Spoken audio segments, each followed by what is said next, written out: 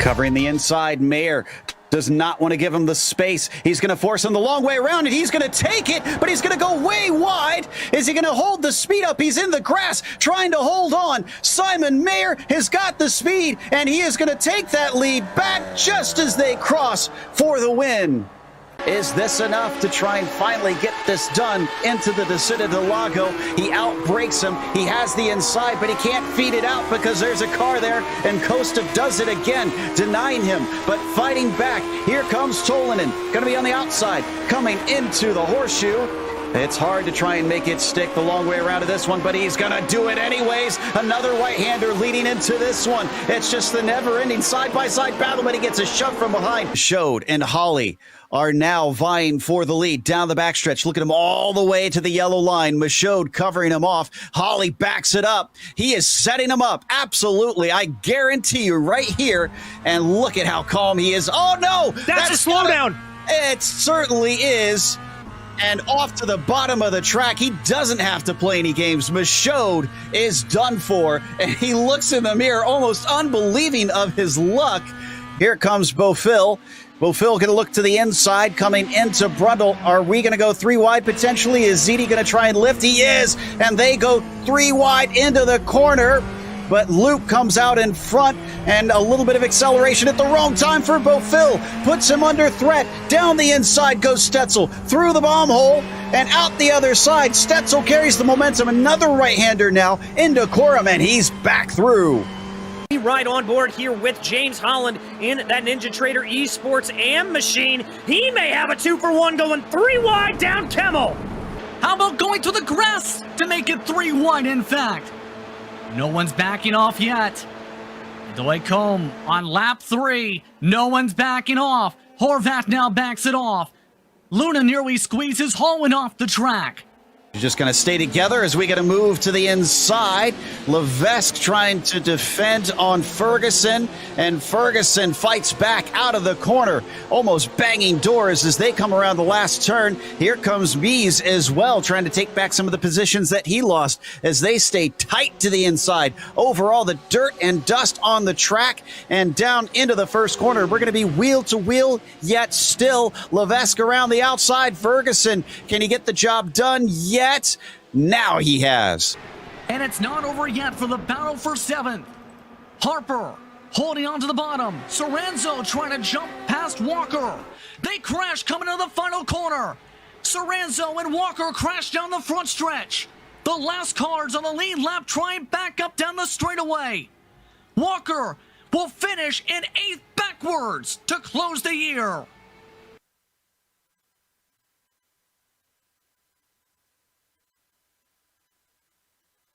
Hey there, I'm Nicholas Dubois, co-founder of Advanced SimRacing. We are a Canadian company. So what we did here today is for a real petrol head. He's really passionate about cars, as you can see behind me. We did a turnkey solution for him based on his needs. We try to gather as much information as we can on our client. And like we did today, we install a D-box system. We install ultra-wide cube control steering wheel. We try to provide the best quality for your budget. So let's say if you want a budget of 10 grand, we're gonna give you something that's the best for 10 grand. If you want 20 grand, then we always try to stay within your boundaries. We do try to make it as easy as possible. So the client, once we install everything, it's pretty much gonna be a turnkey. So he's gonna press start on his computer, and right after, we'll try to explain everything, how it goes, how it works, and then he's ready to go. Our aluminum is from USA, treated in Canada, cut in Canada. So we do sand all our aluminum piece just to make sure the powder coat sticks to it. And that's one of the reasons why we use powder coat, is to make sure you have the best aluminum finish in the industry. And our quality is beyond what you can get with any other competitors right now. We are really, really passionate about all the gear, all the cockpits, all the sim hardware, and that's why we want to create something that's really going to reflect our passion into our product. Come visit us at advancedsimracing.com. You can always reach us if you have any questions. You can call us, you can text us, you can go on Facebook, like our page. ask us questions over there, and we'll make sure to answer every questions there is. We are very passionate about what we do, and we try to make it as easier for you to go into the sim racing world, because there's a lot of gear, there's a lot of options, but let us guide you through your process, and let's hope you'll be an advanced sim racing customer.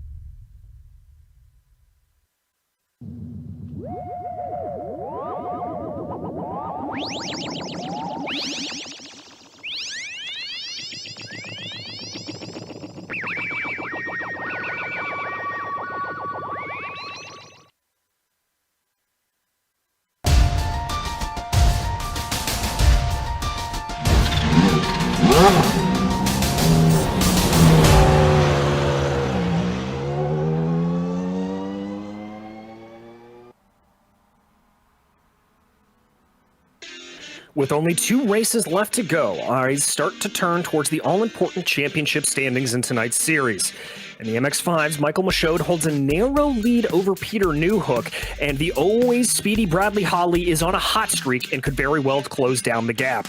On the GT3 side, Rodrigo Meads holds the even narrower lead in the points, with Levesque, Ferguson, and Lascherite all breathing down his neck. Will we start to see some clarity in the championships, or will both go down to the wire? We'll find out soon as we get ready to watch round 9 of the PRL GT Pro Series, and you'll see it all here live on the Global Sim Racing channel. Hi, I'm DJ Clark, and with me in the booth is Adam Lindgren. Behind the scenes is our director Joe Peak, and he's using cameras provided by Dougie Beard. First up tonight is Interlagos in the MX-5s, and while we may have just seen Formula One take to the track here over the weekend, let's make sure everyone's caught up by jumping over to our track guide for more.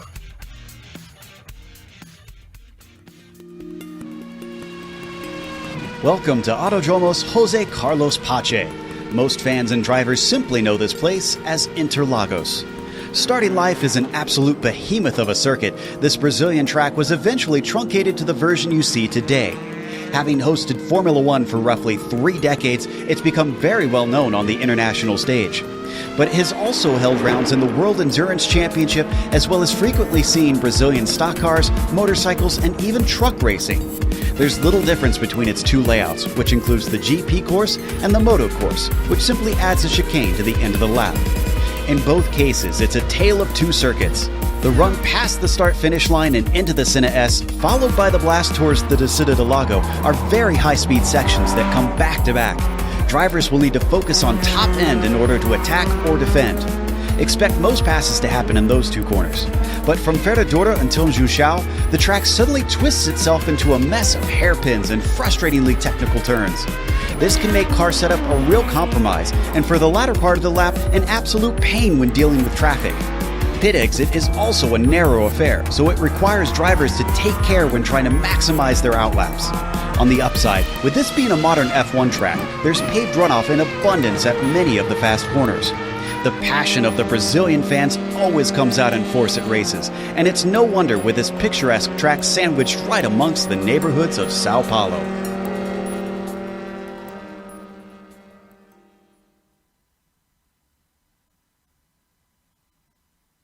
Well, Adam, Interlagos is one of those tracks that everybody knows, and as I said, it's fresh in our minds, but what's going to be like for these MX-5s out here? Well, the Autodromo Jose Carlos Pache is going to be a real challenge for these MX-5 drivers, and that's because of that tale of 2 tracks that Joe mentioned in the track description video as well. This 2.67 mile or 4.31 kilometer track with 15 turns really does feel like 2 separate tracks, especially in the MX-5s. Now, in faster cars, you may be able to say that the best places to make a pass are into turn 1 and into Descida do Lago, but in the MX-5s, really anywhere is capable passing place. But what you're going to see throughout this race is you're going to see a lot of drafting down that back straightaway and down the Red Aposta. And you're going to see a lot of scrapping and bumper banging through the rest of the circuit, sectors 2 and 3 there. So it's going to be a real challenge for these 18 drivers to try and figure out who's going to take this thing, because it's really going to be a mob the entire time on this course, DJ. Well, I know for one, I'm very much looking forward to it. But before we get to the action on track, we would like to thank tonight's sponsors. First off, ASR. Our broadcast is brought to you by ASR. Owned and operated by passionate sim racers, Advanced Sim Racing designs and builds the sturdiest and most durable aluminum profile simulation cockpits available in the market today. Visit them at advancedsimracing.com. It's also sponsored by RaceLab. RaceLab helps you to improve your driving skills. With modern overlays, race statistics, and native VR integration, you could get the best out of iRacing. Start using it now for free at racelab.app. Today's broadcast is also proudly sponsored by ButtKicker. ButtKicker products add an incredible immersion and realism to any game. Feel every nuance and truly put yourself in the driver's seat. Check them out at thebutkicker.com. Tonight's event is also brought to you by SimMSA. Simulation Motorsports Affinity provides many consulting services, from completely customizing simulators to managing teams, individual drivers, and complete events. They're working hard to bring everyone together at one place to support and promote sim racing internationally.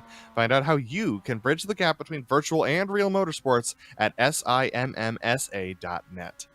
And finally, the PRL GT Series is also brought to you by NinjaTrader. Ready to compete against the financial markets? Supporting over 60,000 users across the globe, NinjaTrader provides award-winning trading software and brokerage services. NinjaTrader is always free to use for advanced charting, backtesting, and trade simulation. Visit them at ninjatrader.com to get started with a risk-free trading simulator and start tracking your performance. Well, you heard me mention it at the top. 2 races to go, and the drivers' standings here in this MX5 series are very, very tight. Michael Michaud with a narrow 5-point advantage over Peter Newhook, but Bradley Holly is on a 2-win streak. They're only 14 points back and could very well be looking to strike back again here today.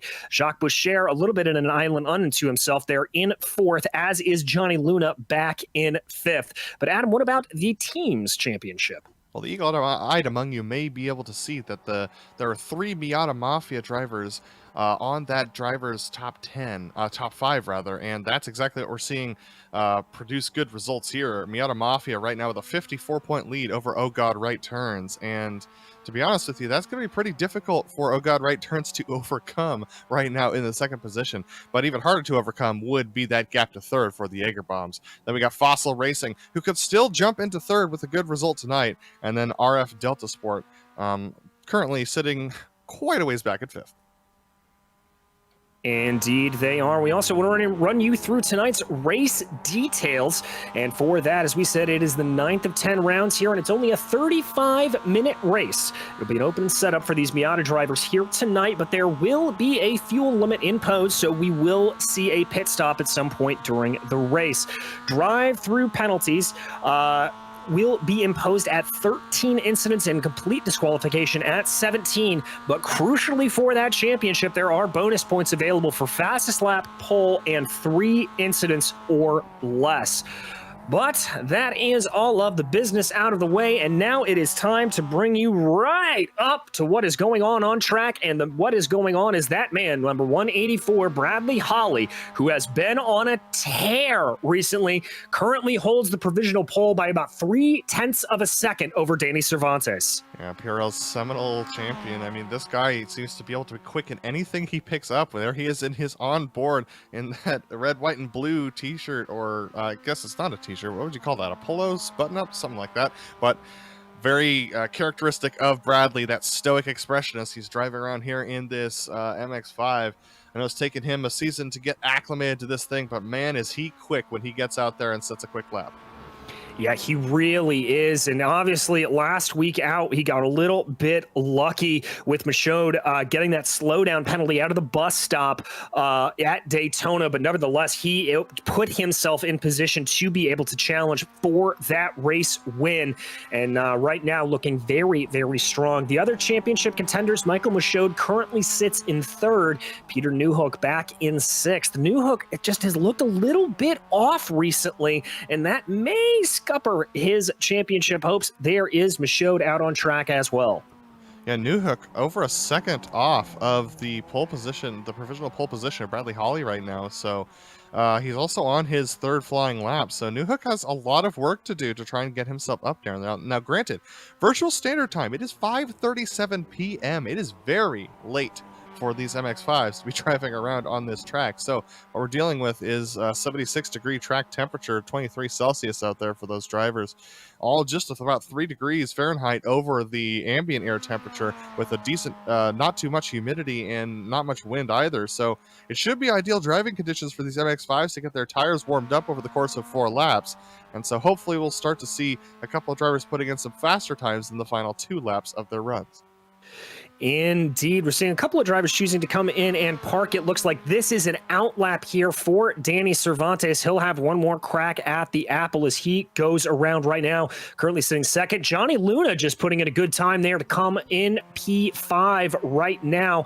We've seen Luna be very, very quick around here and at other tracks. A little bit aggressive. He's found himself on the wrong side of the naughty step more than once, but Luna is always one to watch out for. Here's Malcolm Foster and that always distinctive bright yellow 67. I'll see whether or not Malcolm Foster can improve his time from 13th right now, looking for better than a 153.138. Gonna come into the pits instead. So unfortunately, it's gonna be the 26 that's gonna set the next fastest time. So as we see Mark Gessel come across the line, trying to improve from a 154.69, 0.769, does so just a little bit. Oh, and I think that's going to be off line just enough to draw an incident point for Jacques Bauer, unfortunately.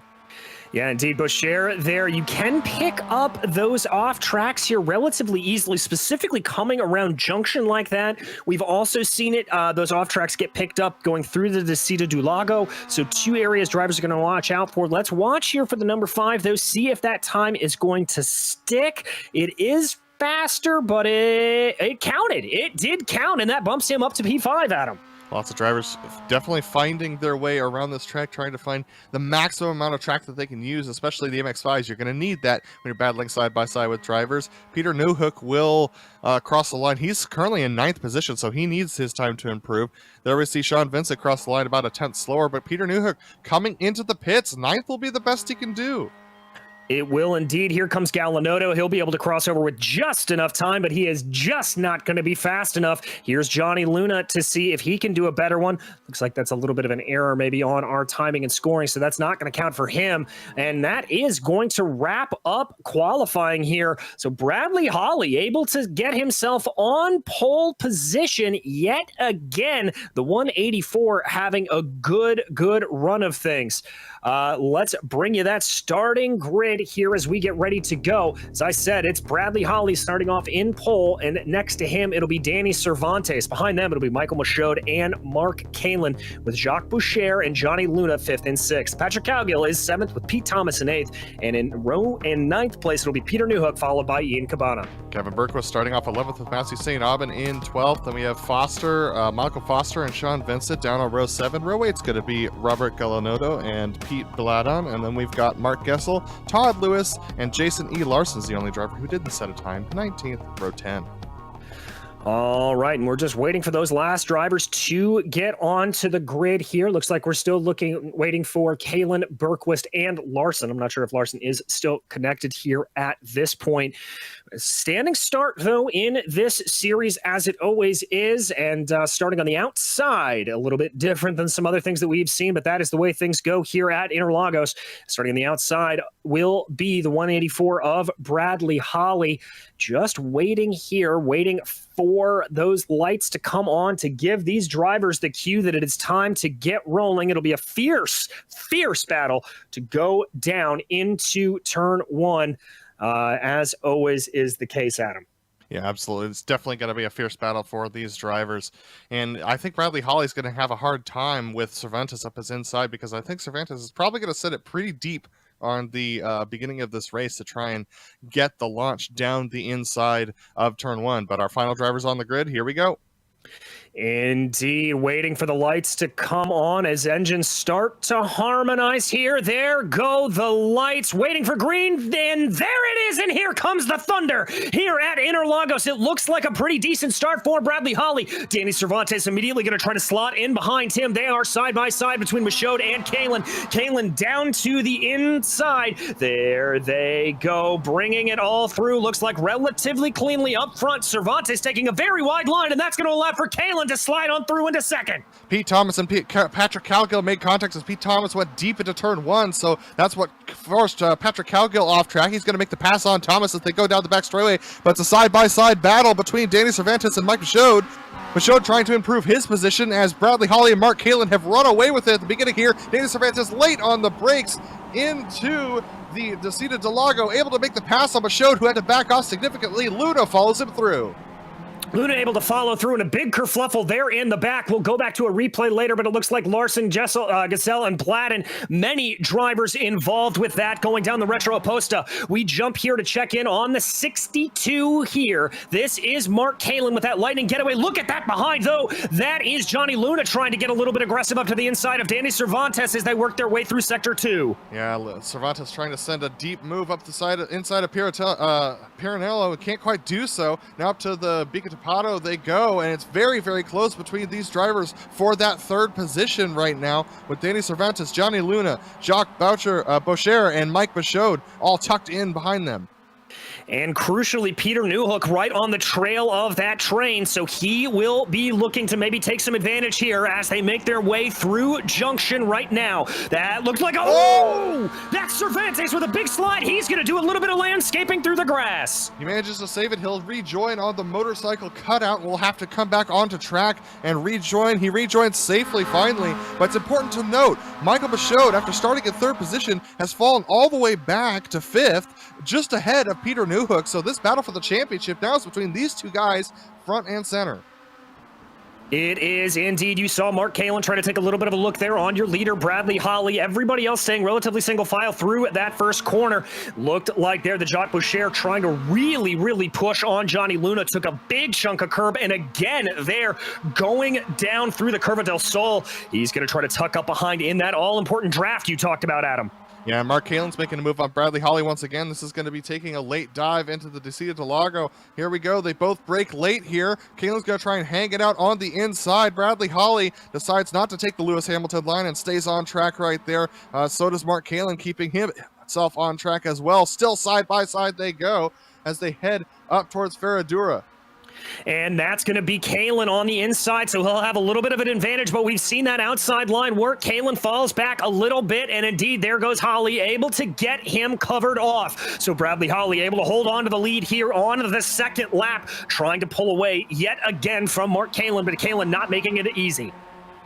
Yeah, Bradley Holly definitely feels more comfortable in this inside sector, but it doesn't matter because of how long the Subito dos Boxes, the back straight are. And now they've actually got Johnny Luna dragging this actually 5-car now battle up to the back of them. So as Mark Kalen actually falls back, this actually helps out Johnny Luna and the rest of that pack down to 7th place, Ian Cabana, and helps them get back onto the back of Bradley Holly. So with the relatively even gaps between these drivers, well, it doesn't help when Johnny Luna makes a disappearing act a little bit, but it's definitely going to help them with the draft to try and catch up to the back of Bradley Holly and make this a 7-car fight for the lead. Indeed it is, and that gap between Kalen and Luna is only about 1.1, 1.2 seconds, so Luna just needs to close a little bit more. He'll feel an inkling of the draft here. Everybody's starting to space themselves out a little bit more. There you see Kalen taking a very wide entry into the Senna S, just trying to maximize that momentum. Ooh, that was Bradley Holly getting a little bit squirrely on the second part of the Senna S there. We ride on board with Kalen now as he tries again to make that move on the 184. The tires should just now be coming up to temperature for these drivers, so long as they haven't pushed it too hard in these beginning laps. Mark Kalin looking to the inside, thinking about making the move, thinking about making it, decides not to. He dives back in behind Bradley Holly. Gonna try and get a good exit out of Descida Delago to try and make a move here. But as he's been doing that, Johnny Luna continues to close the gap. That gap now just down to a second right now. So definitely within the draft range if he can hang that close through the twistier sections here. And a great overhead shot there shows the distances in between. I can also tell you that Jacques Boucher tried to make a little bit of a move on Luna, kind of similar to what we saw Mark Kalin do on your leader, Bradley Holly. Just a little bit of a poke to the inside going down the retro Aposta, and did not work there. That's Boucher taking a wide line down there through Perejeño, trying to see if there's anything doing on Johnny Luna. Absolutely. So into the Beacon of Pato they go, and then Margello comes next with these drivers. It's such a technical section in this middle section. It's such a great race course. You have so many different places where you have to get it perfect in order to carry speed through the corners. So Bradley Holly doing a good job of keeping Mark Kalin at bay, but the amount of draft that these drivers are going to get down this straightaway. This exit here from off of Juncao is so important. We saw it in F1 this weekend. We've seen it in multiple series. If you don't get a good exit off of Juncao, you're in real trouble. And I'll tell you who is in real trouble with that, and that is Johnny Luna. Jacques Boucher absolutely nailed that run out of the junction, and he is all over the back of the 14 here, diving down and almost going in pit lane. That is the prime line to take through here. Boucher now is going to work his way to the outside as Johnny Luna fades to the inside. This is going to have to be a battle of the late breakers. Luna a little bit better on the binders, and he's going to be able to keep his MX-5 in front as they run their way through the Senna S, but Boucher able to keep some good momentum. Again, very aggressive with those curbs, has to check himself up a little bit, almost a little bit of a bump draft going out of the Curva del Sol, but here they come at him.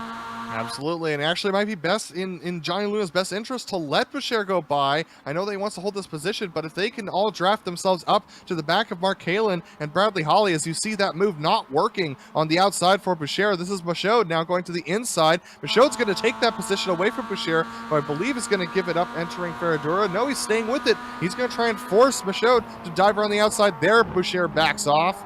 So I think it actually might be best for these guys to stop squabbling in amongst themselves and make sure that they can catch Mark Kalin and Bradley Holly and not let them get away, because if they do, they're going to be battling it out for third when they could have been battling it out for first.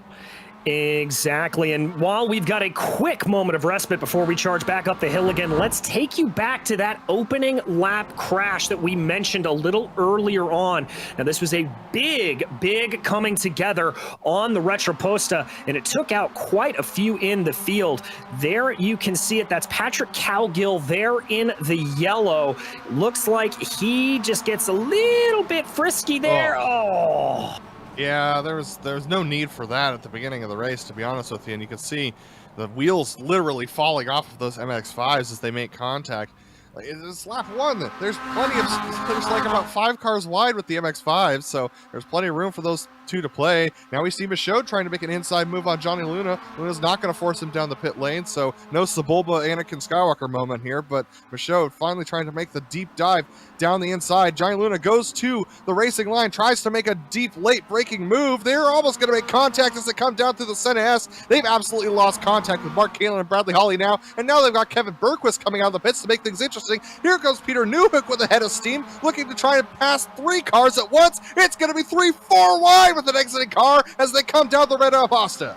Indeed it is, as there you see Bergquist backing off a little bit, but it is still 3 wide. That is Newhook down to the inside. Michaud caught out in the middle, and Johnny Luna around the outside. Almost contact there between Luna and Michaud, but they're able to hold it together. Now behind them, Jacques Boucher looking like he's going to try to make the move on Peter Newhook. They're side by side as they exit the Descida do Lago. This battle is nowhere near done. And it's nowhere near the front of the pack either. They're losing sight of the big picture. The win is slipping away from these guys as they're duking it out amongst the 4 of them. Mark Kalin and Bradley Holly are now up to a 3-second gap over Johnny Luna. That was only a second 2 laps ago. These drivers need to be thinking a little bit more about the championship and how to get themselves forward, and I have a sense here that Michael Michaud and Peter Newhook are both thinking about that. They have seen how hard Luna and Boucher are squabbling here for this 3rd place position. They need to get themselves forward. They are focused on trying to get by Bradley Holly and getting themselves back up front. Yeah, they need to work together right now, do a little bit of bump drafting. We've seen it in the Intermitsu MX5 series in the real life, so it's absolutely a strategy you can use to try and catch up a gap like this. With 4 cars, you can absolutely pull it off, but now it's actually 3 groups of 2. We got Bradley Holly, Mark Kalin, Johnny Luna, and Michael Michaud, and then Peter Newhook, and this is who we're riding on board with, Jacques Boucher, who's actually pushing Newhook up to the back of those guys. This is the strategy they've got to adapt, but it doesn't look like Michaud wants to. He's trying to make the inside move on Luna again in turn 1. He is indeed, and this is reminiscent of what we saw last time out at Daytona. A lot of that bump drafting, but that time out it was coming from Bradley Holly. And look at the back of this fight here, Adam. Who is that but Danny Cervantes, done with his landscaping duties. He's trying to fight back here. He's going to take a move on the Retro Oposta on Ian Cabana. Looks like everyone's going to try and make moves here right now. We got, that was Michaud thinking about a move, but there goes Dana Cervantes down the inside of Cabana. Cabana helped him get back up to the back of this group, and Cervantes says, "Thank you for your service. I'll be moving up to the back of Boucher." He will indeed, and that was a little bit of a compromised line there through the Descida du Lago from Boucher as he was trying to take that look on Peter Newhook. And so I think Dana Cervantes is recognizing a little bit of blood in the water here, definitely closing up. Again, Boucher just very aggressive with the curbs around here today. Obviously, these MX-5s can take a big lick on the suspension, but that slows you down a little bit if you're bouncing across the track rather than keeping all 4 tires firmly planted. Absolutely. Only 10 minutes into this race, and we've already got Bradley Holly with a 1-second gap over Kalin. Then it's a 3.5-second gap back to this battle that we're seeing on screen right now with quite a few cars involved in this. It is from Johnny Luna all the way down to Ian Cabana, so it's 4th through 8th position. Danny Cervantes looking to make an inside move on Jinkao on Boucher. This is going to compromise both of their exits off of the corner, but Cervantes gets the moves done. I did not think you could get a pass done through there, Adam. That was really remarkable from Danny Cervantes. Just set him up, and yes, he did lose a little bit of speed to Peter Newhook ahead of him, but he was able to compromise Boucher enough that Boucher wasn't able to really fight back too hard. As we are side by side in the front of this battle, Luna and Michaud duking it out yet again. That's Michaud down to the inside. Does he finally have this move done on Johnny Luna? They go into the Senna S. Luna trying to fight back on the inside contact. Absolutely contact between the two of them. They're able to right themselves, and I mean, it's entirely possible they could keep going right now. It's 3 wide as they exit the corner. Now onto the Retro Oposta. Johnny Luna and Michael Michaud, neither of them seem like they've lost a lot of pace right now, so they just dropped to the back of this pack. I mean, wow. Wow is the only word for it. And oh, almost contact there. That was Danny Cervantes checking up behind Peter Newhook, and that in turn caused Jacques Boucher to check up a little bit. But now they're side by side in the back between Luna and Boucher, as Cervantes getting a little bit of a shove from Jacques Boucher as they work their way up. Luna trying to make a loop there. That's a late maneuver on the inside for Michael Michaud.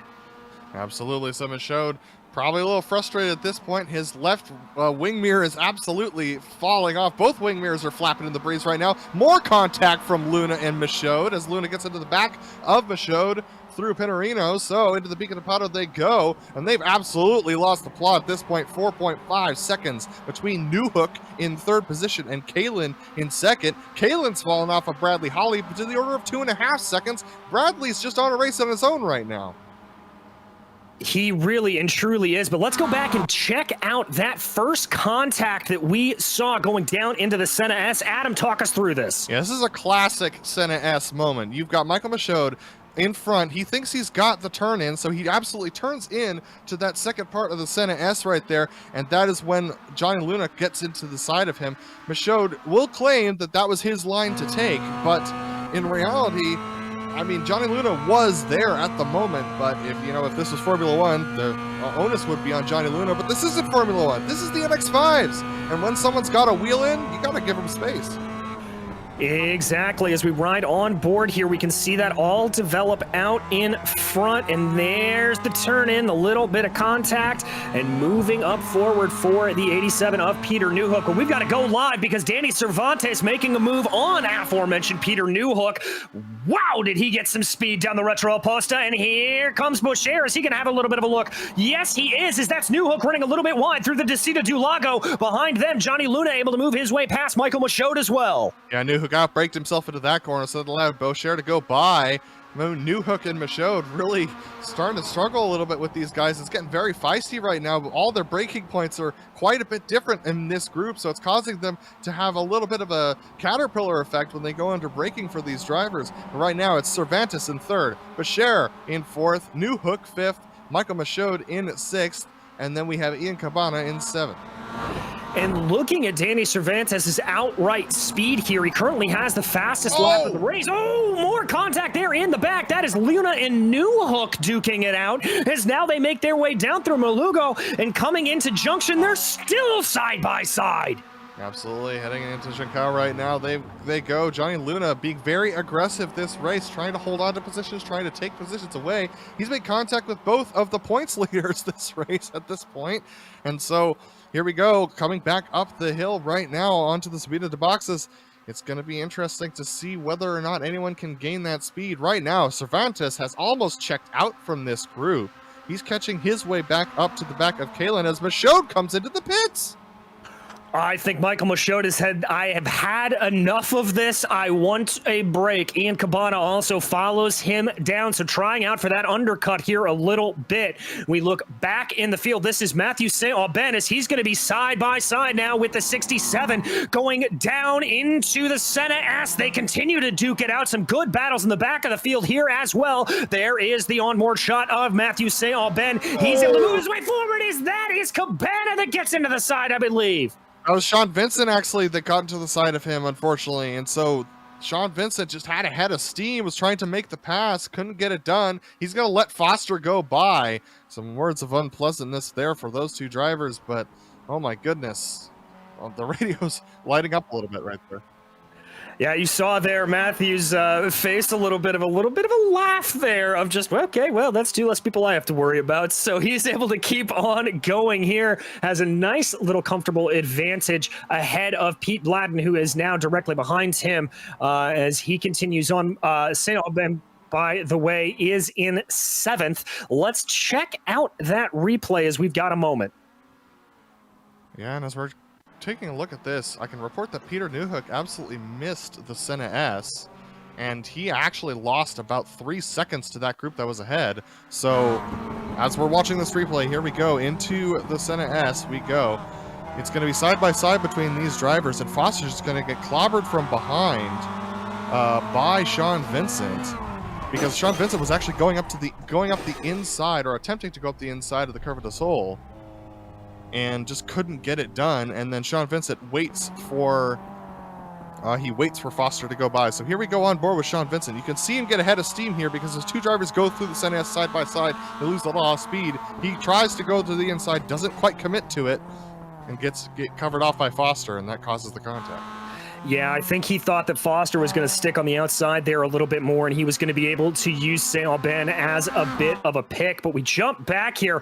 Oh, this is close as can be. This is Jacques Boucher and Johnny Luna, the battle for P4 right there. That's third place. Danny Cervantes right ahead of them. That bump draft coming back into effect here from the number 5, pushing Johnny Luna down the straight. They dive into the corner, and Luna able to keep it underneath him a little bit, keep it wound up as is. None of this leading pack, by the way, have bitten on that early stop from Michaud and Cabana. Absolutely, and what's interesting is that Michaud has fallen back to 15th. He got passed by Mark Gessel, so that's an interesting development as well. But Johnny Luna, Jacques Boucher is actually trying to push him up to Danny Cervantes at this point, because Cervantes is proving that he's got a decent amount of speed. And if he can bring both of them up to Mark Kalen, then it's a benefit to all the drivers in this pack. It is indeed, and that's really what they want to go for. And once again, Adam, this is a lot like we saw last week at Daytona. You use that bump draft for 2 reasons. One, to push ahead, to get a little bit more speed for both you and the person you are bumping. The other mentality with it that Boucher may be trying to do is just give him a little bit of overspeed and see if he can get him to overshoot the corner and get a pass to present itself that way. Here they come, working their way through the stupidest of boxes. Let's see if anybody else bites to come down pit lane here. We won't really know until they fully pass it, as the racing line does actually cut over, and that's Cervantes. Cervantes is the latest one to dive down pit lane. Interesting development from Cervantes, so we'll keep our eyes on Michael Michaud to see where that turns up as well, because that will be an interesting development. Cervantes and Michaud were separated by about 2 seconds when Michaud came into the pits. Now, granted, it looks like Cervantes has a little bit of damage that he might be getting repaired during this time as well, but as you can see, our latest pit stop was about 29.5 from Cabana, so let's see whether Cervantes is around the same amount. So he's going over that time. This is a long stop from Cervantes. I think you're right there, Adam, about maybe some damage needing to be repaired on that car. But it looks like Michael Michaud just now coming through the center S. There, you can see this is going to be very close between the two, potentially. That's Cabana that is going to be out there close to Cervantes. Excuse me. Michaud just now exiting out of the Curva del Sol. Michaud definitely lost a lot of time in that exchange, even though he had a quicker pit stop. So either held up by traffic or made some mistakes. So Michaud is in some real trouble right now, even though Newhook's had some trouble of his own over the course of this race. This could definitely affect his points championship. So Newhook, remember, Newhook lost about 4 or 5 seconds due to going off through the Curva del Sol. So they actually could come out near each other if Newhook were to pit soon. They could indeed. And in looking back on some of these pit stop times here, Adam, I'm seeing a relative 16-second pit stop or so from Michaud, from Vincent. Cervantes was at a 20. Ian Cabana, who came out right behind Danny Cervantes, he had an 11-second pit stop.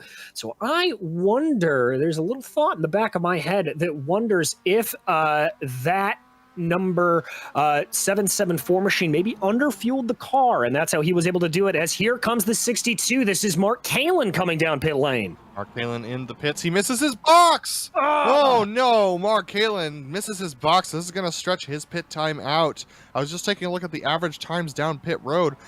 Ian Cabana's the only one that is under 30 seconds, as we get Pete Bloodon and Robert Gillinotto also coming into the pits, as well as Jason Larson. So quite a few drivers deciding to come into the pits. But DJ, the gap between Peter Newhook and Michael Michaud is right now 29 and a half seconds. That's the length of time that Cabana spent on pit road. And that does not include speed up and slow down time. So that is not looking particularly great for Newhook. We watch here as Kalin is going to feed himself back out. It looks like he will come out just behind that battle between Cervantes and Cabana. So he'll be able to get a little bit of a toe of the draft. So we're in the middle of our pit stop cycle right now. The top 6 have not come into the pits. Bradley Holly, Johnny Luna, Jacques Boucher, Peter Newhook, Matthew St. Aubin, and Malcolm Foster have yet to take to the pits right now. Bradley Holly with a 9-second lead over Johnny Luna. That is significant considering the fact that they were very close together over the first 3 laps. It is indeed. And Adam, I just realized Cervantes and Cabana have already taken a pit stop. Kalin's been jumped. He has lost 2 positions already, courtesy of that pit stop, because Cervantes, remember, came into the pits in 3rd. He is now ahead of Kalin on track as Bradley Holly, our leader, now dives in. And that's because Kalin was 41.3 seconds in the box versus Cervantes 36.1. They're separated by about 5 seconds. So that math actually adds up. But here comes Bradley Holly into the pits, and everyone's following him in so far.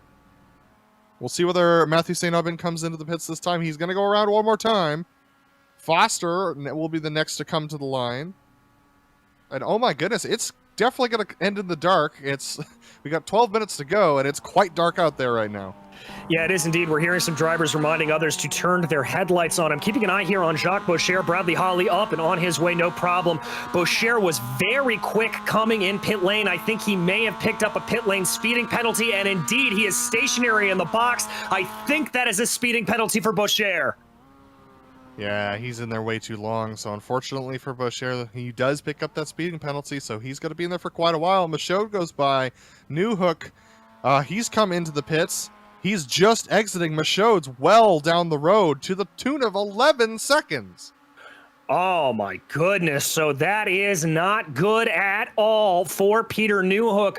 or frankly for Michael Michaud. On the whole, those are our two championship contenders here. There is Newhook coming out. That is going to put them well down the order in 7th and 8th. And with Bradley Holly looking like he may be able to pick up a win here today, that is going to close up the championship and make this an absolute barn burner next week. This is absolutely fascinating, because these two drivers, Michaud and Newhook, even though they're so separated on track, they actually are not that separated in the points. And Bradley Holly up there with the provisional lead, because Matthew St. Aubin has yet to pit and only has a 6.5 second lead. This is going to boost him significantly in the points, so it's going to be very tight going into the next round. It is indeed. Remember, Holly had a 14-point deficit that he needed to make up. Now, I'm not going to bother anybody by trying to do the math on my own, because that's just a terrifying thought. But I think he will make that deficit back up if things were to finish as they are now. But with still 10 minutes here to go and darkness falling around Sao Paulo, that is easier said than done for the 184 as Matthew St. Aubin finally comes down pit lane. So our last driver to take a pit stop, he had 6 seconds over Bradley Holly. Bradley Holly passing him now to retake the lead of the race. Hits his box, no problems. So fortunately, no concerns for him on that pit stop. So Bradley Holly retakes the lead with Danny Cervantes 5 seconds behind and closing, might I add. Ian Cabana, 1.5 seconds off of Cervantes. Then Mark Kalin, 2 seconds back of that, closely followed by Johnny Luna. Now that's a fight worth watching. It is indeed. There was a little bit of a pass there between Luna and Kalin as they went through the Senna S. They are now side by side going down the Retro Oposta here. Let's see who's going to be able to outbreak each other. That's Luna to the outside, Kalin to the inside. They go into the corner. Luna gives him just enough space. Kalin tries to force him out a little bit, but good respectful driving there between the two. The line will now favor Mark Kalin as they climb up the hill, but now the line will switch back over to Johnny Luna. There you can see him illuminated by the side headlights there of that Miata. Kalin tries to carry momentum around the outside the best that he can as they climb up the hill. Is it gonna work for him? I don't know quite yet. Tries to outbrake Luna going down there into the infield section and doesn't work. Johnny Luna gets the position. Yeah, Johnny Luna getting that position. Mark Kalin just wasn't quite expecting the understeer rear end of the Miata to pop out on him like that, so he had to take a wider line through the Larangina there, through the S's actually, and so this is going to be an interesting battle for the rest of the race for sure. Danny Cervantes has closed yet another 0.5 second on Bradley Holly this lap, so he's definitely not going to be able to make it in time with only 8 minutes to go. Oh no, Mark Kalin off track on the exit of Junção. Oh, and this is just a day of frustration here from Mark Kalin. Remember, Kalin was in second before this pit cycle all came through. He had a very long stint in the box. It looks like 21 seconds. I'm not entirely sure what precipitated that, but that dropped him down the order out of that safe second position, and now he finds himself in 5th. With that error, Michael Michaud also closing down in on him, only about 2 seconds behind.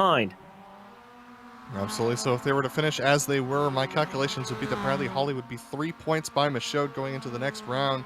Newhook would be 1 point ahead of Bradley Holly as well. So look at this battle right now between Boucher trying to make a move on Pete Bladon with Jason E. Larson tucked in behind.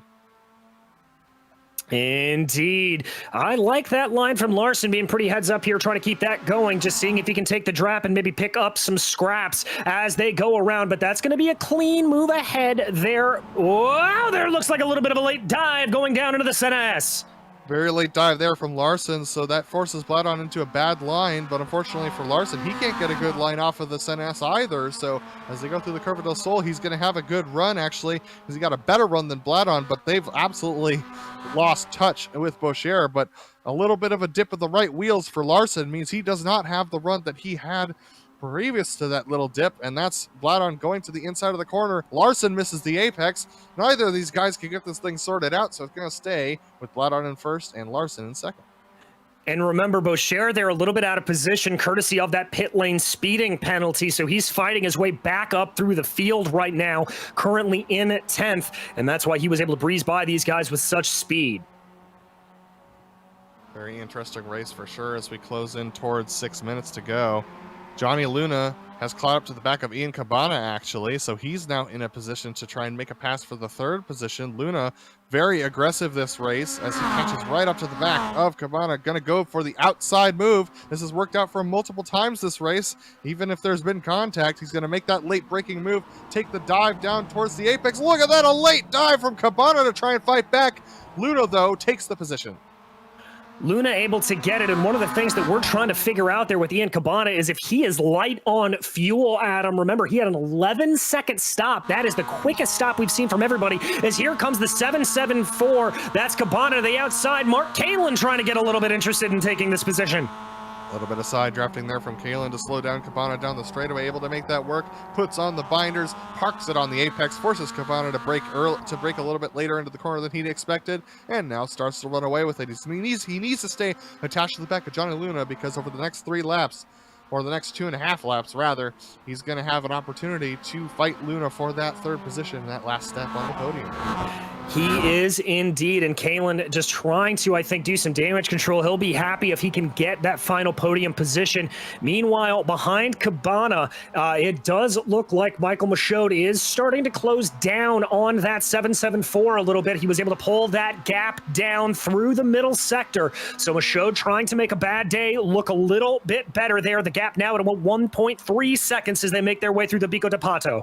Yeah, every point's going to matter for Michaud, especially if Bradley Holly gets this win. Closing up that points gap is going to be really important, because he can stretch it to 5 points, 7 points, 9 points, even 11 points or more by the end of this race. If he's able to get past Johnny Luna, all he needs is to catch the back of Cabana and have Cabana drag him up to the back of Kalin in order to make that fight work. Exactly, and especially if Kalin and Luna get into it a little scrap themselves, that will also allow Michaud to pull on through. So plenty of intrigue still to go here in the race. Looking like probably 2 or 3 laps to go. I didn't happen to see exactly where Bradley Holly was when he crossed the line. Whoa, there's a late move by Michael Michaud going down into turn 1, but he gets it done. Yeah, let's take a replay of that, because that was a very risky move there for Michaud, as that would be Kevin Berquist coming back out of the pits, so no factor for these drivers. But here is the move. You can see it in the dark. Just follow the headlights. It's the back 2 drivers here on screen. You're going to see this late move from Michaud, a late dive into the Senna S's. I mean, we've seen this classic move many a time before. That almost looked like Cabana was giving it up there. I don't know if it was Cabana giving it up or if he just genuinely didn't think that Michaud could make the corner from that far back, but make it he did. So very, very impressive there from Michael Michaud. Now he's got to still do a little bit of work here. 3.2 seconds back right now from the rest of the field. Yeah, so Cabana definitely light on fuel for sure. He is not putting the maximum power down, so he's going to fall a couple more positions. So this moves Michaud into a 4-point buffer over Bradley Holly, should they finish as they are, based upon my calculations. Now, of course, calculations by a broadcaster can't be trusted, but based upon my calculations, it's going to be very close heading into next week. It'll be very, very close indeed as we continue to keep our eyes fixed on that battle. Now behind him here, behind Cabana there, now that is Kevin Berquist. That is a lapped car, so that is not involved in the fight. Peter Newhook, who is in 7th behind Cabana, he's about 11 or so seconds back from this fight, so he is not a factor in this.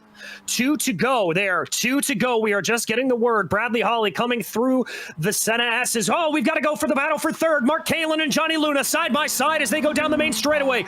Braking hard. That's Mark Kalin around the outside. Johnny Luna blinking out. That has got to be scaring Kalin, but he keeps his foot in it as they go down through the Curva del Sol. Luna trying to hold on to that inside line. Kalin trying to carry momentum. Absolutely. Mark Kalin trying to carry that momentum off the corner, but Luna actually gets the better run on the inside, rather. So Kalin's going to try and make a move. Let's see what he's going to do here.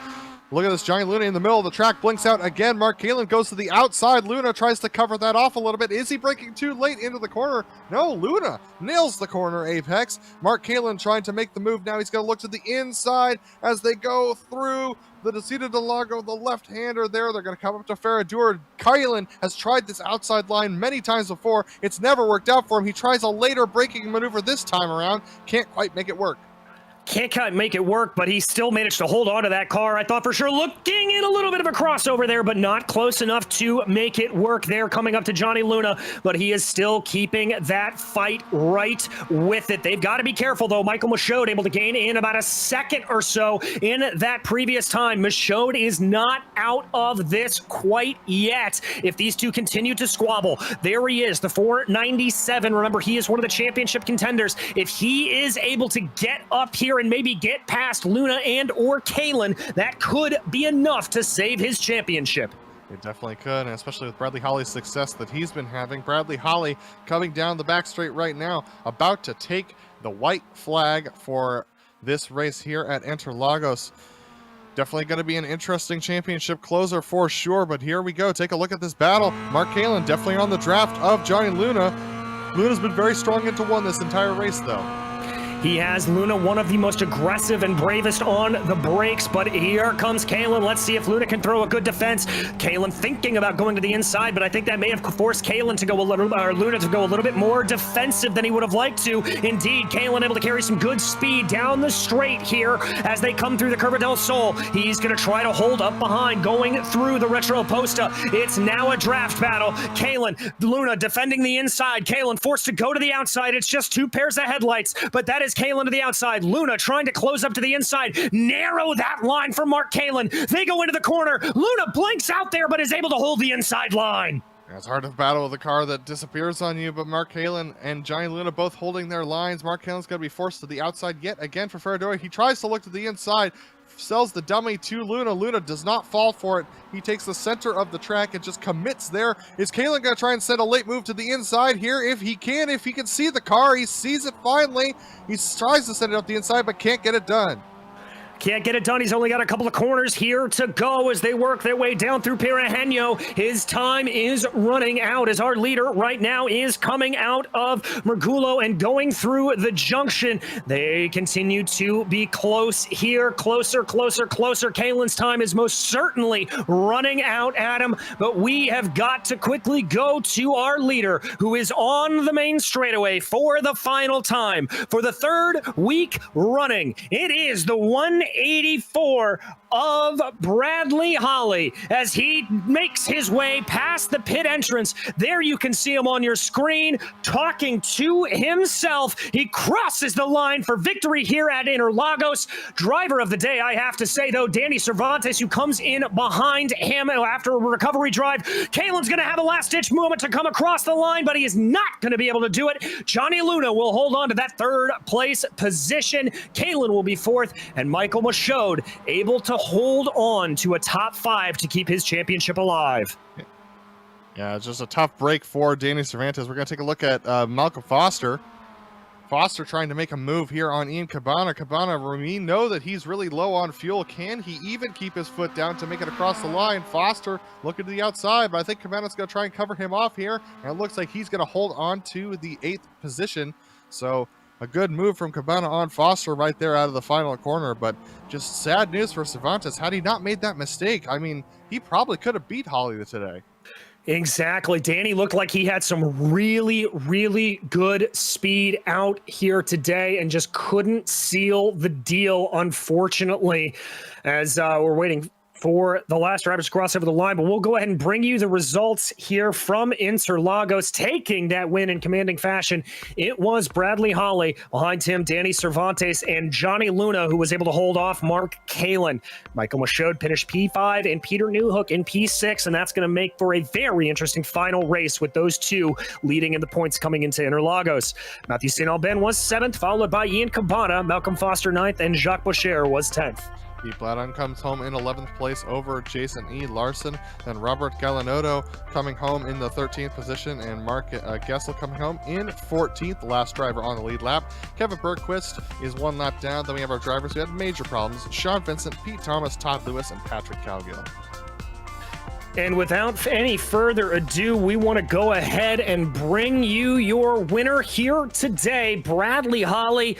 Bradley, that looked like a pretty commanding drive out there for you. Just a great run. Yeah, definitely. My goal was to open a lead as much as I could and then kind of cruise at the end. Did you have any concern there? Danny Cervantes, obviously at the end, was really starting to tick down some times. Were you worried at all about that, or were you just driving your own race? I was driving my own race. I was just trying to be as cautious as possible to minimize mistakes and, trying not to have an off track or slow down. So I had backed off my pace a considerable amount with some little minor mistakes here and there. Well, I'd say you did a pretty good job of it. And I know you hear us ask this week after week, but we're coming down to it now. You did exactly what you needed to do here for your championship hopes. You came in 14 points down. I think this is basically going to come down next week to a whoever wins the championship. We're going to Road Atlanta. How do you think this is going to end up?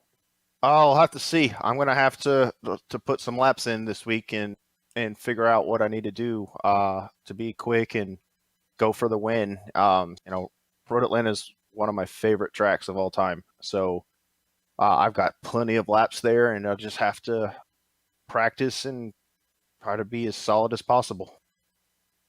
Well, I know we're watching it for sure. Bradley, anybody you want to thank here for this win today?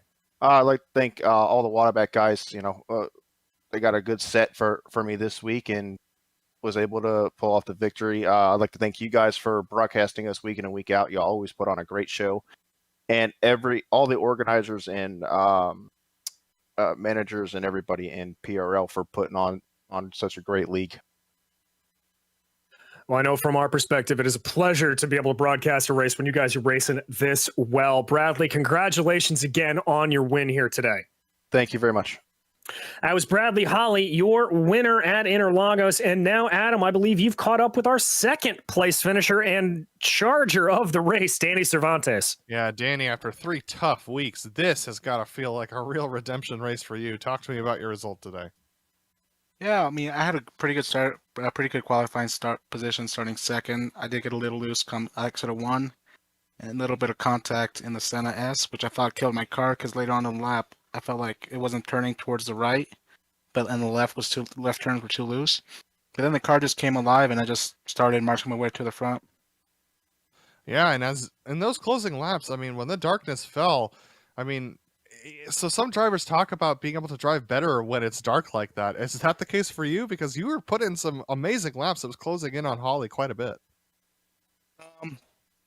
I just got into a rhythm. It's pretty much what road racing is, just finding your rhythm.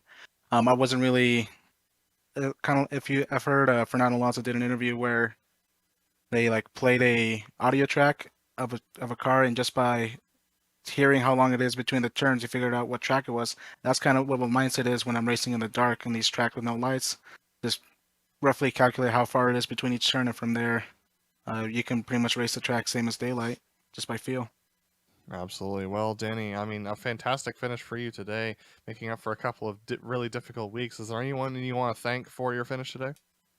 I'll thank you guys over at GRC for broadcasting the series, all the guys at PRL for bringing us this awesome league we race in, and all the sponsors, of course, and my Waterback Racing guys for having fun and racing each other as a team. I think we almost got the 1, 2, 3 with Mark finishing 4th, but we'll get him next week. Well, thanks for talking to us, Danny. We look forward to seeing you next week. All right, thanks. That was Danny Cervantes finishing P2, and DJ Clark has caught up with P4, being Mark Kalin. Mark, a good run out there for you, but obviously running second in the early stages of the race. Are you happy taking home a P4, or did you think there was a little bit more out there for you? Oh, absolutely. This is the first MX5 race I've run with the series. Honestly, wasn't even expecting to start 4th, so running up in the top 4 all night was a blessing in disguise. Probably had the most fun out there I've had on a race in quite some time, especially there with Johnny in the closing laps there. Yeah, that looked like a heck of a battle. I mean, how hard were you pushing there at that point, trying to get by him, or were you just trying to bring the car home? Honestly, I was giving it 110%, trying to get around him, but also trying not to get into him or, compromise his line in any ill fashion as well. And it just turned into an awesome battle, and he just got the better of me there. Well, I'll tell you one thing, my friend from the booth. It was a heck of a battle to watch. We want to wish you a hearty congratulations. But anybody you'd like to thank for this P4 today? Yeah, I want to thank the Whataback crew, Brad and Danny and Patrick. They helped me out with this race for tonight.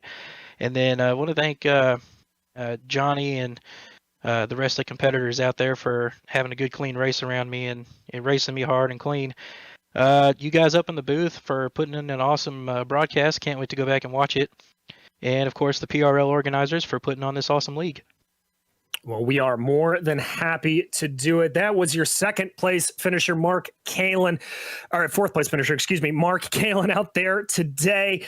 And folks, don't go anywhere because our broadcast is nowhere near done. That's right. We have the GT3 Pro Series coming to you live from Barcelona in just a few minutes, but we're going to go to a quick break and be back with that coverage right after that.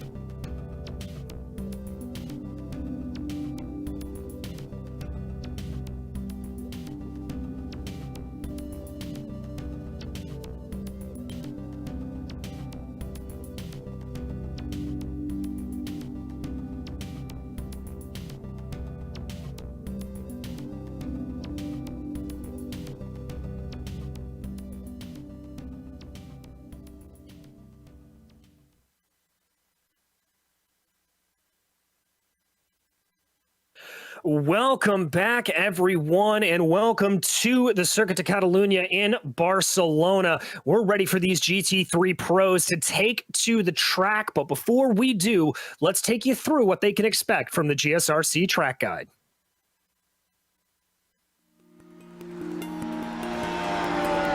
Welcome to Circuit de Barcelona. The home of the Spanish Grand Prix for nearly 30 years, it's easy to forget that this is a relatively recently built track in Europe. It's known for its long, sweeping corners and hosts the highest level of open-wheel and motorcycle racing. Placing an emphasis on a good aerodynamic setup with high downforce cars, it's often overlooked that it offers plenty of overtaking for lower-tier racing as well. In fact, most don't take into account that this adaptable track has 5 different layouts to choose from. These range from the nearly 3-mile-long Grand Prix version to the minuscule 1-mile club circuit. Because of the pit straight being the longest acceleration zone, Elf is the most likely spot for drivers to get it past them. After that, your next hope might be into Lakaja, which, depending on which layout you use, could be a sharpened set of 2 turns or one long hairpin with an opening radius. In the early 2000s, a chicane was added close to the end of the lap, but the old Europe car corner can still be run. The Spanish fans have some gorgeous views from the many hills dotted along the track. And with the international fame this place has built over time, it's no wonder they're almost always full come race day.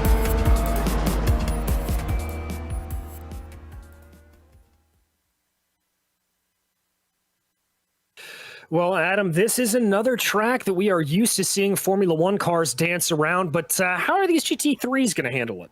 Well, the GT3s here around the Circuit de Barcelona in Catalonia is going to be it's a challenge for these drivers. I mean, the circuit itself is not really a problem, but the issue with this 2.9 mile or 4.65 kilometer 16 CERN GP circuit is that it's really a difficult place to pass. These GT3s just don't wind up quite quick enough to make a pass out of anywhere, and especially with the fact that we're running the GP layout with the chicane, it makes it really challenging to get a run out of New Holland. The best places for a pass are into Turn 1 or Elf Turn, or into Seat, as well as into Lakaja. But honestly, it's just so hard to get a run on a driver in front of you. You really have to rely on them to make a mistake in order to get your run. So the best thing you could do is to try and hound somebody, get into their head mentally, and try and force them into an error in braking or in line in order to make sure you get the overspeed enough to be able to hit them on braking into the corners. Well, all right. We'll have to see how that plays out. But before we do, and before we get to qualifying, let's quickly run you through the championships that we have in this series. First off, the Drivers' Championship. As I said at the top, it is very, very close to the top here with Rodrigo Mies leading by a single point over Guillaume Levesque.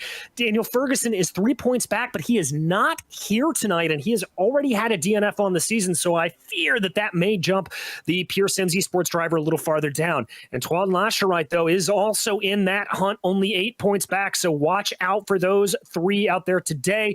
Nick Ludicky, pretty far back, is 28 points back, but never count him out. We could see some interesting things. What about the Teams Championship, Adam? Well, DJ, if you thought the Drivers' Championship was close, the Teams Championship isn't really. Unfortunately, ASR Able Esports has taken that 66-point lead, and that's going to be really hard for Pure Sim Esports to overcome. Punto Seal Racing Black, on the other hand, only about 7 points behind, so that's going to be great actually for that second place battle between those two teams. Then we have Vendaval Sim Racing Black, only about 31 points behind Punto Seal Racing Black, so that's not the hardest thing to overcome, but it's going to take a bad night from Punto Seal Racing for them to be able to make that position. Then Davidson Motorsport, about 87 points back of Vendaval. That's a little bit too much to overcome, so they're solidly in 5th. They are indeed. And let's go through the race details tonight. Drivers are currently out on track for a 10-minute qualifying session. And just like the MX5 series, this is the penultimate round. It's a little bit longer of a race for these guys, though, as it's a 40-minute session, open setups. But as with the MX5s, there is a fuel limit, so there will be a mandatory pit stop. And there will be drive-throughs at 13 incidents and disqualifications at 17. And in a modern Formula One circuit like this, picking up those off tracks is pretty easy. So you can definitely get it. You can can also get those bonus points, and that will be crucial with as tight as the championship is. Bonus points out there for fastest lap, pole, and 3 incidents or less. But as we check in on qualifying, it looks like Rodrigo Mies just bumped his way up to that pole position, taking the first championship point away potentially. Behind him, Hugo Gallo having a very, very good run. You see that 23 Porsche on your screen right now. Lasher right behind them in third, with Modov in fourth and Ludicky in fifth. Absolutely, a great drive for Gallo right now with that second place pole, the opposite pole position. That's going to be a great position for him to start the race in. Antoine Lascherite as well. I mean, a great starting position for them. Then Karl Modov down in the 4th position. I mean, it's great to see some of these drivers putting in some great qualifying results right now. Exactly, and as we watch Gallo there continuing to make his way around, it looks like the Porsches are pretty supreme around here as they make up 4 of the top 5. Lascherite in the Lamborghini pumping his way into P3, and Michael Davies in the Ferrari. Also, Maxime Tilleneuve there in the lone Ford in the field coming home 7th. I know, Adam, you and I love the way that Ford sounds, so hopefully we'll be able to get some good shots of that throughout the race. Gallo looks like he's calling it quits here coming on in. Here comes Lascherite. He's not going to call it quits, making his way around that final corner right now. Let's see. This looks like a bit of an out lap there, so this one's not going to be quick.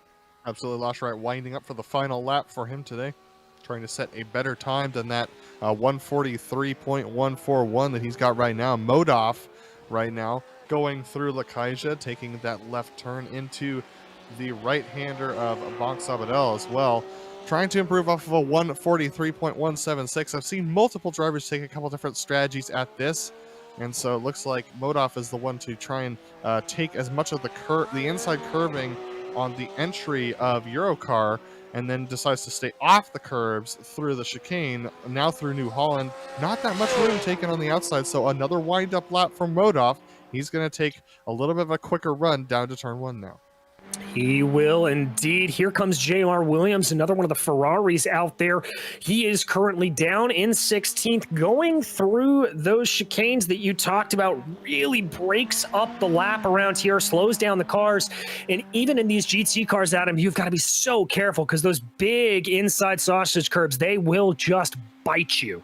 You see how low that front fender gets to the ground on the Ferrari? If you smash those curbs, you'll bend those fenders up, and that'll absolutely reduce your time. But J.R. Williams up to 14th right now, so not a great qualifying for him, unfortunately. But here comes Modov, 4th place currently, coming around Sayad, coming up to Worth. Modov trying to improve off of that 143.17, but Lascherite's going to be the next one to cross the line, it appears, and actually that's Levesque who's crossing the line right now, but Antoine Lascherite going to come around the corner trying to improve off of his 4th place position, seeing whether or not he can get himself above Hugo Gallo possibly, and does so up into 2nd position.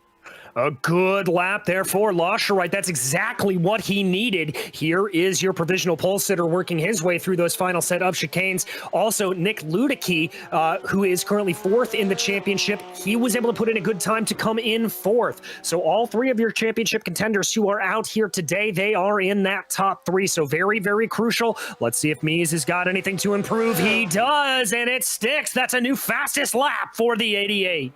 Great lap from him. Then we got Chris Ferragonio coming around the final corner, trying to improve off a 143.597, crosses the line, and does Karl Modov does so actually. Quite a big improvement, up to 2nd place right in the closing seconds of the qualifying session. You can't get any closer than that, Adam, but let's run you through that qualifying grid as all drivers have cleared out now.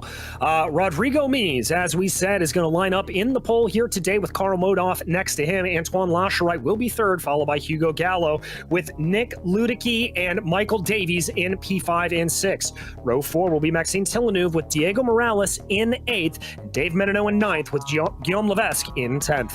Manuel Scola is going to line up in 11th position with Chris Ferragonio starting off in 12th. James David is going to line up in 13th with Lewis Goodway down in 14th. J.R. Williams down in 15th, unfortunately for them.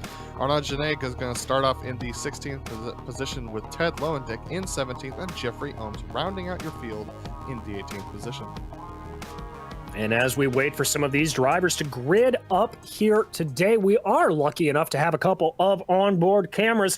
First off, that is one of our favorite drivers, Teddy Lowendick. Teddy, there's the mariachi band we were promised from Teddy. Thank you, my friend, always delivering there on that.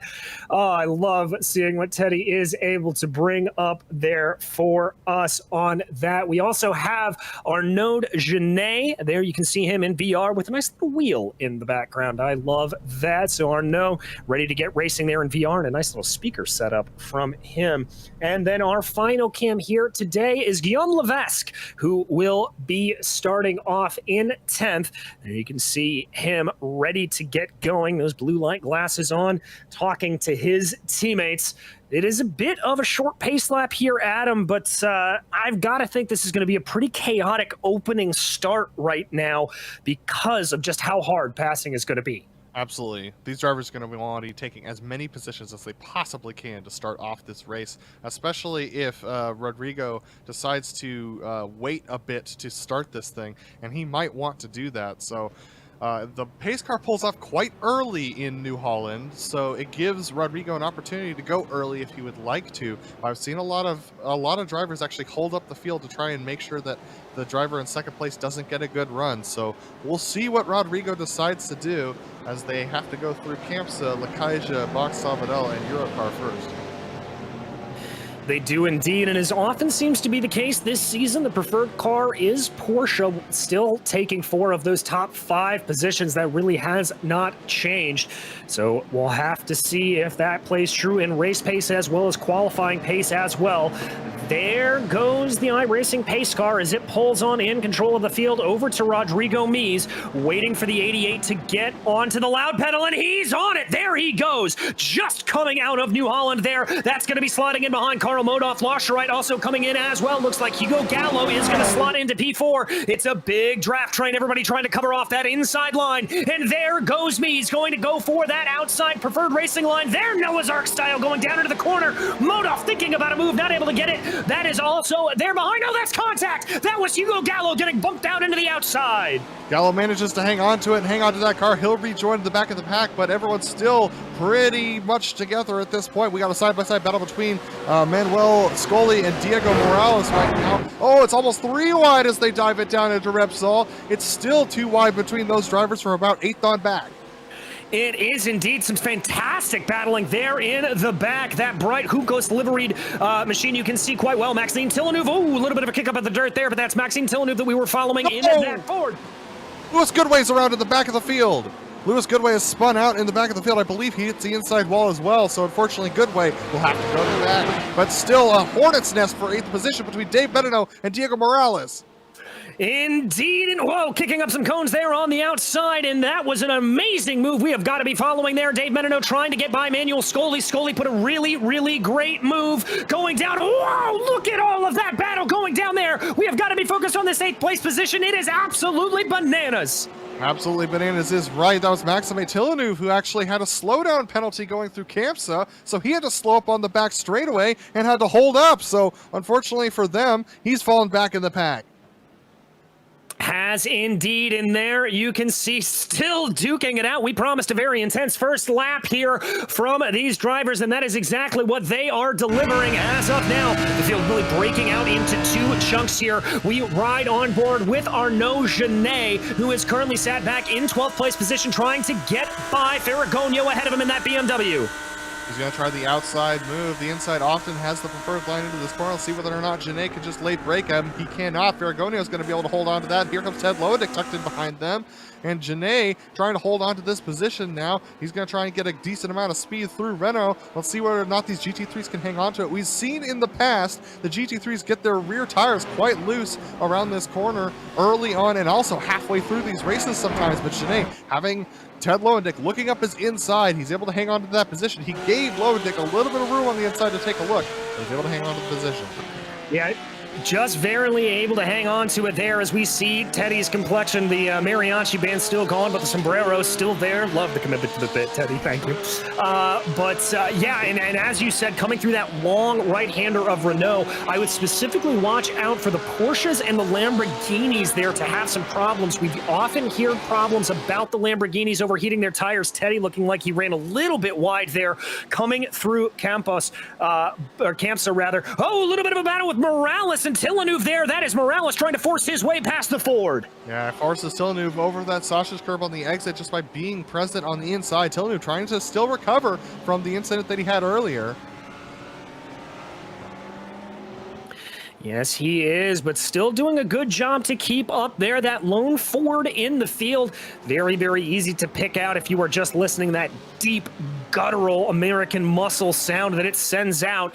Here they come on the main straightaway. Looks like behind them, Dave Menino may have a little bit of a move on Manuel Scully directly in front of them. He's tucked up behind in that draft there. You see Scully trying to get very defensive, forcing Menino to go out wide. They're going to be side by side diving down into the first corner. Who is going to have it? That's going to be preferred line to the Juncos machine. Menino holds it out late on the brakes, cuts off the line. Scully's going to try to get something going through Renault, but I don't think it's going to be enough. He's going to have to hold the power down on Renault and try and make a late move into Repsol. It's going to be difficult for him to do. He's going to actually look to the outside. Menino covers off the move on the inside. Here comes Scully rather around the outside. Can't quite hold that though. There's absolutely no grip outside there, but Menino drifting out wide through Repsol. Here comes Scully once again through Sayat. Here they go diving into the corner.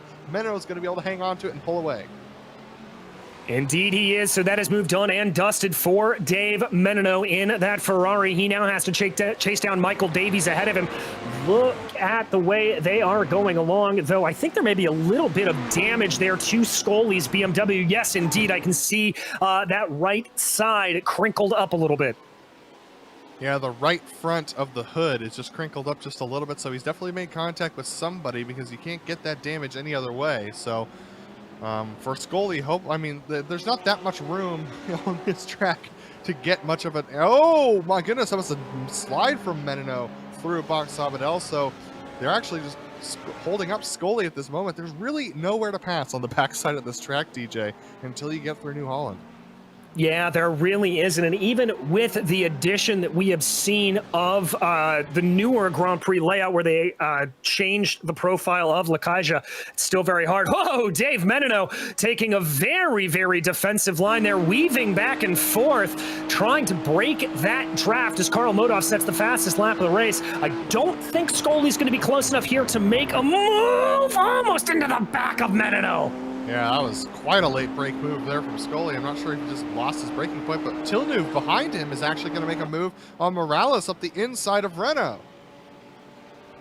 Oh, you normally don't see that, but that Ford muscling its way on through, wanting to keep that fight up. Now, he's going to have Scully in his sight, so great move there from Villeneuve to try to get that car forward, blocking off any approach going through Repsol. Good defensive line. He's got that thing definitely set up like one of our American muscle cars. He's got that thing absolutely just rotating on power right now in that Ford GT, trying to make that work. I wonder whether that's going to come back to bite him over the latter portions of this race. Jump back here to take a look at the leaders. As I mentioned, Karl Modov setting the fastest lap of the race last time out. He's starting to close in here a little bit on Rodrigo Mies. Lasher right behind them, trying to just hold on to the back in that Lamborghini, and Ludicky also in this. This is a four-car train. They've really dropped Michael Davies right now. You can see him just coming through the back of your picture. All right, this is the crucial set of corners for Modov. If he can get a good run here, he may be able to set something up down the straight. Absolutely, but it looks like Mies has got a better run than Modov coming off of New Holland, so it's going to be a little bit challenging for Modov to do this move, and I'm not sure he's going to want to. Remember, they do have that pit stop they are going to serve in this race, so it might not be time to make the move yet, so he's just comfortable sitting back there and saving fuel. It's going to reduce his pit stop time. Well, and we've seen many times Karl Modhoff be very light with that right foot and keep things together quite well. Getting close there in the back. Remember, we said Villeneuve was making a good headway forward after getting past Diego Morales. Well, he's now all up the backside of Manuel Scully in that Juncos BMW. That Ford looking like it's got some serious legs out here, Adam. You said got it tuned out for speed on the straights. Yeah, for speed on the straights, and the turn in is actually pretty good for him as well. So as long as he can keep that thing under control on the exits of the corner with the amount of power on oversteer he's got on that machine, he's going to have a lot of speed. It definitely provides him a good lineup down the straightaways because he can get that thing straighter than the other GT3s on the straights earlier.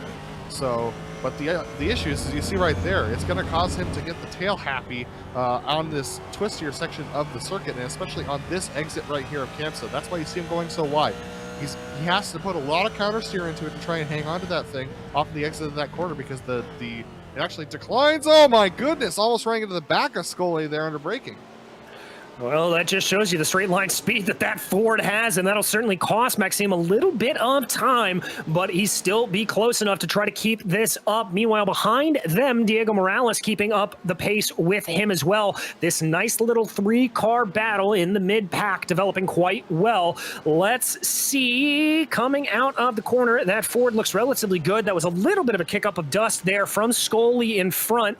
Again, Adam, there, that's Ford running a little bit wide. We now jump on board with Diego Morales. Looks like everybody's a little far back here going down into Elf. But that doesn't mean that the pressure... Oh, I spoke too soon! Villeneuve down to the inside! Yeah, absolutely. Villeneuve had a really good head of steam coming off of New Holland. He had about 5 miles an hour over Scully and decides to just take that as a late dive into Elf and just to get that move done. That's some impressive driving for Villeneuve to make all this work out. So he's climbed himself back up to 8th position after having that slowdown out of SIMMSA on the first lap. Yeah, very impressive. When checking back in on our leaders here, that looked like a little bit of an awkward run out of Seat for Karl Modhoff, but he's still keeping the pressure up to Rodrigo Mies ahead of him. Oh, as you see all of our top four taking a big chunk of that sausage curb coming up through Verth.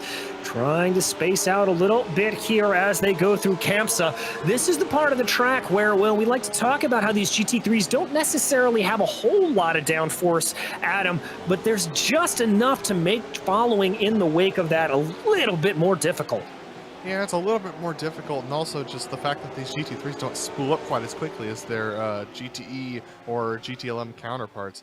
It just causes it so it's so much harder to pass. So Modhoff has to focus on the exit here of New Holland, but Mies also knows that that's his only challenging opportunity, so he also focuses on it. But this looks like Karl Modhoff's best opportunity. If he's gonna take a pass, this will be the time.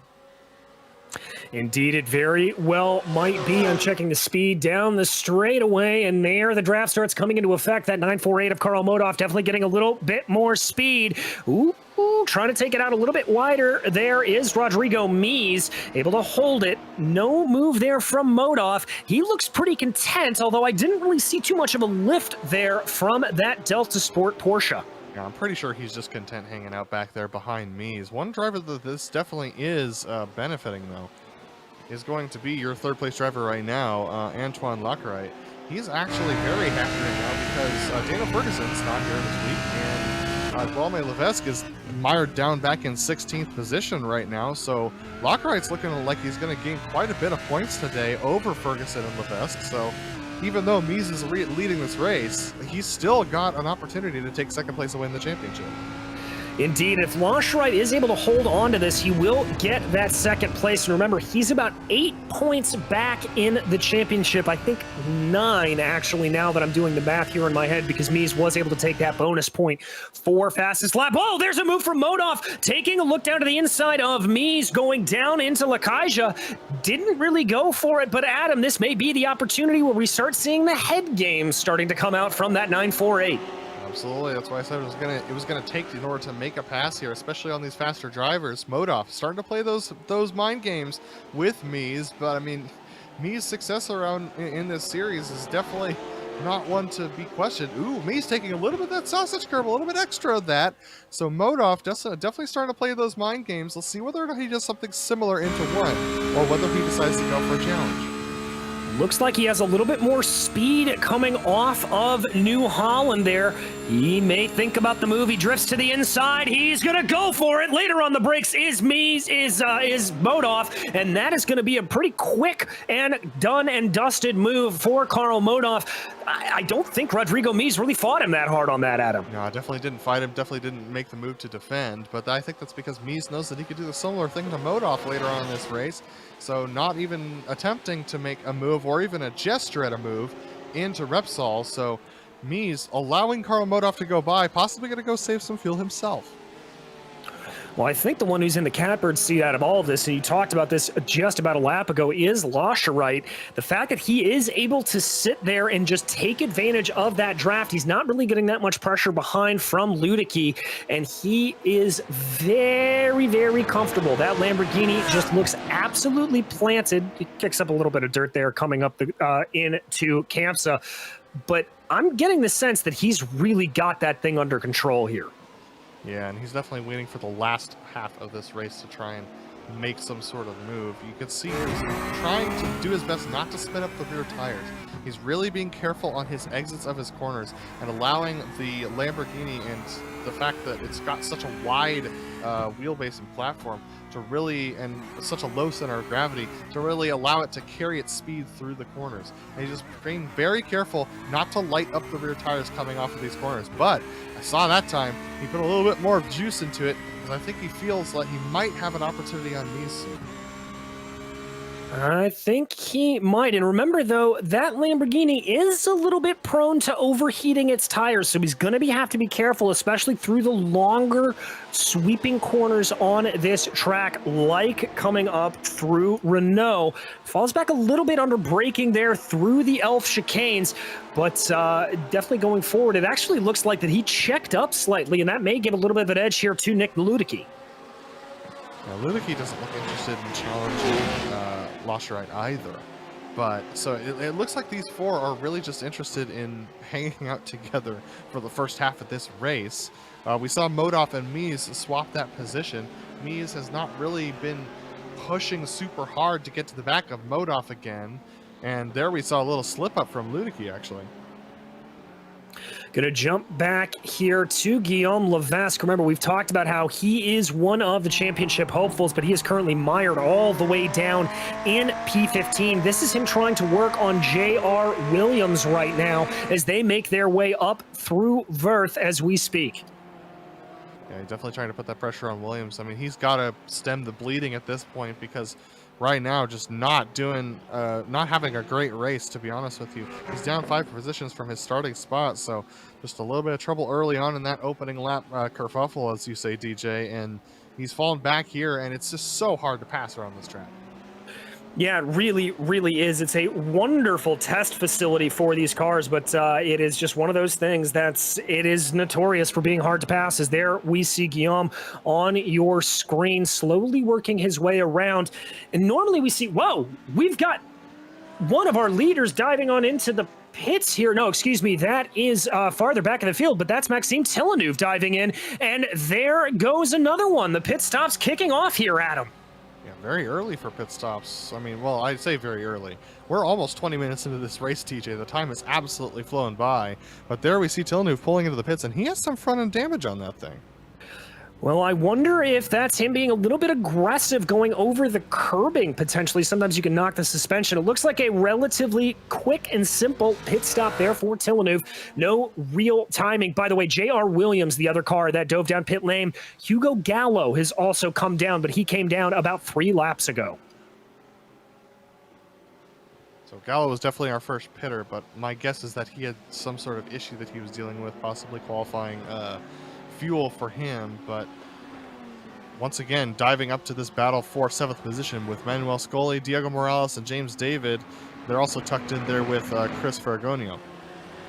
They are indeed. Ferragonio just hanging on to the back of this.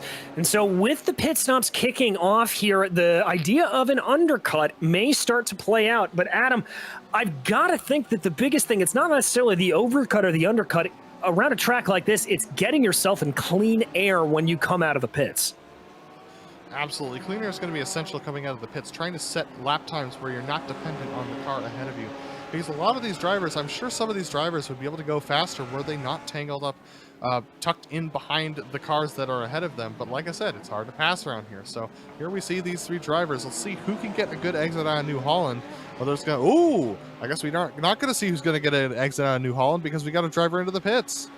Indeed we do, and that's Manuel Scully pulling the trigger here. So he is obviously responding, I think, to J.R. Williams coming on in. Remember, we'd seen those two battling quite a bit. All of your leaders seeming to try to stay out here a little bit longer, but Scully coming on down pit lane, coming to rest in his box, that Juncos Racing machine.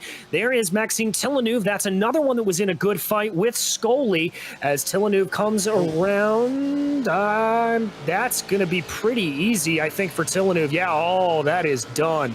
Yeah, Scully 3 seconds longer in the box than Villeneuve, so Scully deciding to favor a little bit more of the fuel than Villeneuve, so that's an interesting development for sure. 8.6 seconds for Villeneuve in the box, 11.6 for Scully. That's a 3-second delta on pit road. Indeed it is, and looking at the other times that I'm seeing, obviously it's a small sample size, but from Gallo and J.R. Williams, that was an 8.7 and a 9.1 respectively. So I feel like we're having a little bit more on Manuel Scully having a longer stop necessarily, rather than Maxime Villeneuve under-fueling the car.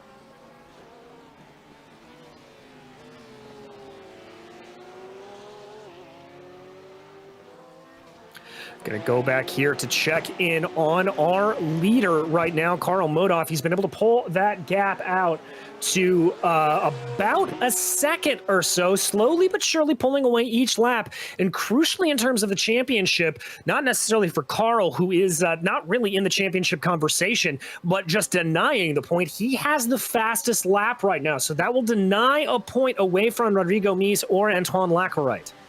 Yeah, and you may see that Nick Ludicky is falling off of the back of Lacquerite actually a little bit, and that's because he had a loose moment coming out of Seat about 2 laps ago. So he fortunately has recovered from that, not fallen too far off the back, but these are such momentum-driven cars. There we see yet that battle yet again. This is Diego Morales and James David, and James David absolutely putting on a charge trying to catch the back of Morales right now. Yeah, and I've got to say, Adam, that BMW has looked pretty favorable in a lot of circuits we've gone to this year. Not looking the best out here today. We talk sometimes about the balance of performance and how iRacing does a very good job of making all of these cars relatively equal, but sometimes there are just certain tracks that it doesn't exactly work out best on. The BMW not necessarily looking the best here around Catalunya. Now, the weight of the BMW and the fact that most of these corners are very shallowly banked, with the exception of this particular sector through Perth. Especially the exit of SIMMSA, this is one of the places where the BMW, you just see it fall off the track a little bit, and that's just due to the heavy weight and heft of this machine. But James David, in a similarly weighty Lamborghini, not able to make as much ground as I think he'd like, and now he's got Chris Ferragonio up his rear bumper as well. But oh my goodness, Karl Modoff has made a lot of ground on Mies, about 3/10 this lap. Yeah, I'm getting the sense that Karl's putting in some quick times here to maybe try to pull out a little bit of a gap before he dives down into pit lane. However, there you can see it. That gap as they cross the start-finish line is about 1.2 seconds. And crucially for the championship, that is Ludicky coming up behind him as we've got another taker down pit lane, Diego Morales. As Morales comes down pit lane, Ted Lowendick and Levesque also battling it out as they go by Morales, who's on pit lane. And here comes Levesque with a move up the inside. Lowendick doesn't look like he's going to challenge that too much as Levesque goes on through. Oh, and Teddy's added some party lighting there for us as well, but he's not going to be in a party mood after losing that position to the 888. But he is going to try to keep on there. Porsche versus BMW, battle of the German marks as they work their way around right now. You see him just trying to keep on behind Levesque. Remember, Levesque in the championship conversation here, but well down the order today. Yeah, and if I was Lowendick, I would try and cling to the back of Levesque as best as possible, because I think Levesque is going to be cutting through the field a little bit over the course of the rest of this race. He's got about 3.7 seconds up to Genet ahead of him. But if you can follow Levesque through, I mean, Levesque has done more passing on this track than we see in some races in GT3s, so he's definitely got some success under his belt. So if Lowendick can follow him through, he's going to have a good opportunity to gain some positions. Yeah, he is indeed, and that may just be what he needs. Teddy also may be in a position here to do a little bit of fuel saving, maybe try to stay out an extra lap. By the way, in terms of those who have come down pit lane, as there we check looking out at the back of Guillaume Levesque's BMW at Teddy Lowendick, and Guillaume there on your screen. But in terms of those who have come down pit lane, it still continues to be Maxime Villeneuve who leads that group. In 13th right now is Maxime. Yeah, and he's the first, as you said, he's the first driver to take a pit stop, about 12 seconds behind Jeffrey Ooms. So he's got a good opportunity. In fact, he is going to pass Ooms, Lowendick, and Levesque at least in when they decide to take their pit stops, if it were to finish the way it is right now. Yes, it is indeed. Teddy Lowendick, I'm impressed here out of Teddy. He's keeping up the pace with Levesque, just keeping up the pressure on that BMW, and that is not an easy thing to do. Oh, and Luce Goodway's taking a tow. Oh, I just watched it back. If we want to check out the replay, this was going down into Lakaja, just touched the outside curbing, and that sent him around and off into the kitty litter. There you can see the end of it. Let's watch this out. Now, remember, he already had some damage to the car. You can see the right end of that Mercedes a little bit banged up. Big thunk there over that sausage curb. Yeah, and I think he felt the effects of that in the car on the straightaway as well. He just about misses the corner going through SIMMSA. He's going to come over here. He just clips the outside AstroTurf just a little bit. That sends him off into Lakaja, and I think he realizes he was already far down the field. Just decides to bring it in for a tow.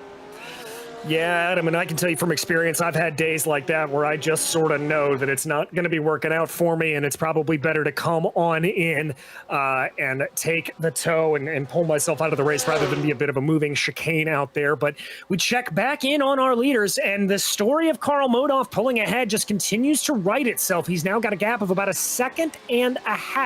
Another taker on pit lane, though, and that is Dave Menino. So Menino pitting from the 6th position. So he will be the driver furthest up in the field to have taken a pit stop.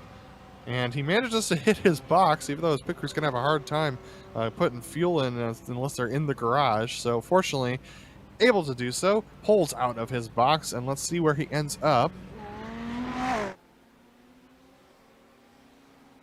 Well ahead of Villeneuve. Yep. So Villeneuve just coming down the back straightaway, the front straightaway rather, and Menino going to be diving into the first turn there. Exactly. So that's good for Dave Menino, and that he will become your highest pitter at that point. So he will be the marker. Obviously, no tires taken in these cars, so we're not looking at big lap time differences. The one thing that may hurt Dave is that is the 12th place car ahead of him, one of his sister Ferraris. Excuse me, that's J.R. Williams, I believe, ahead of him.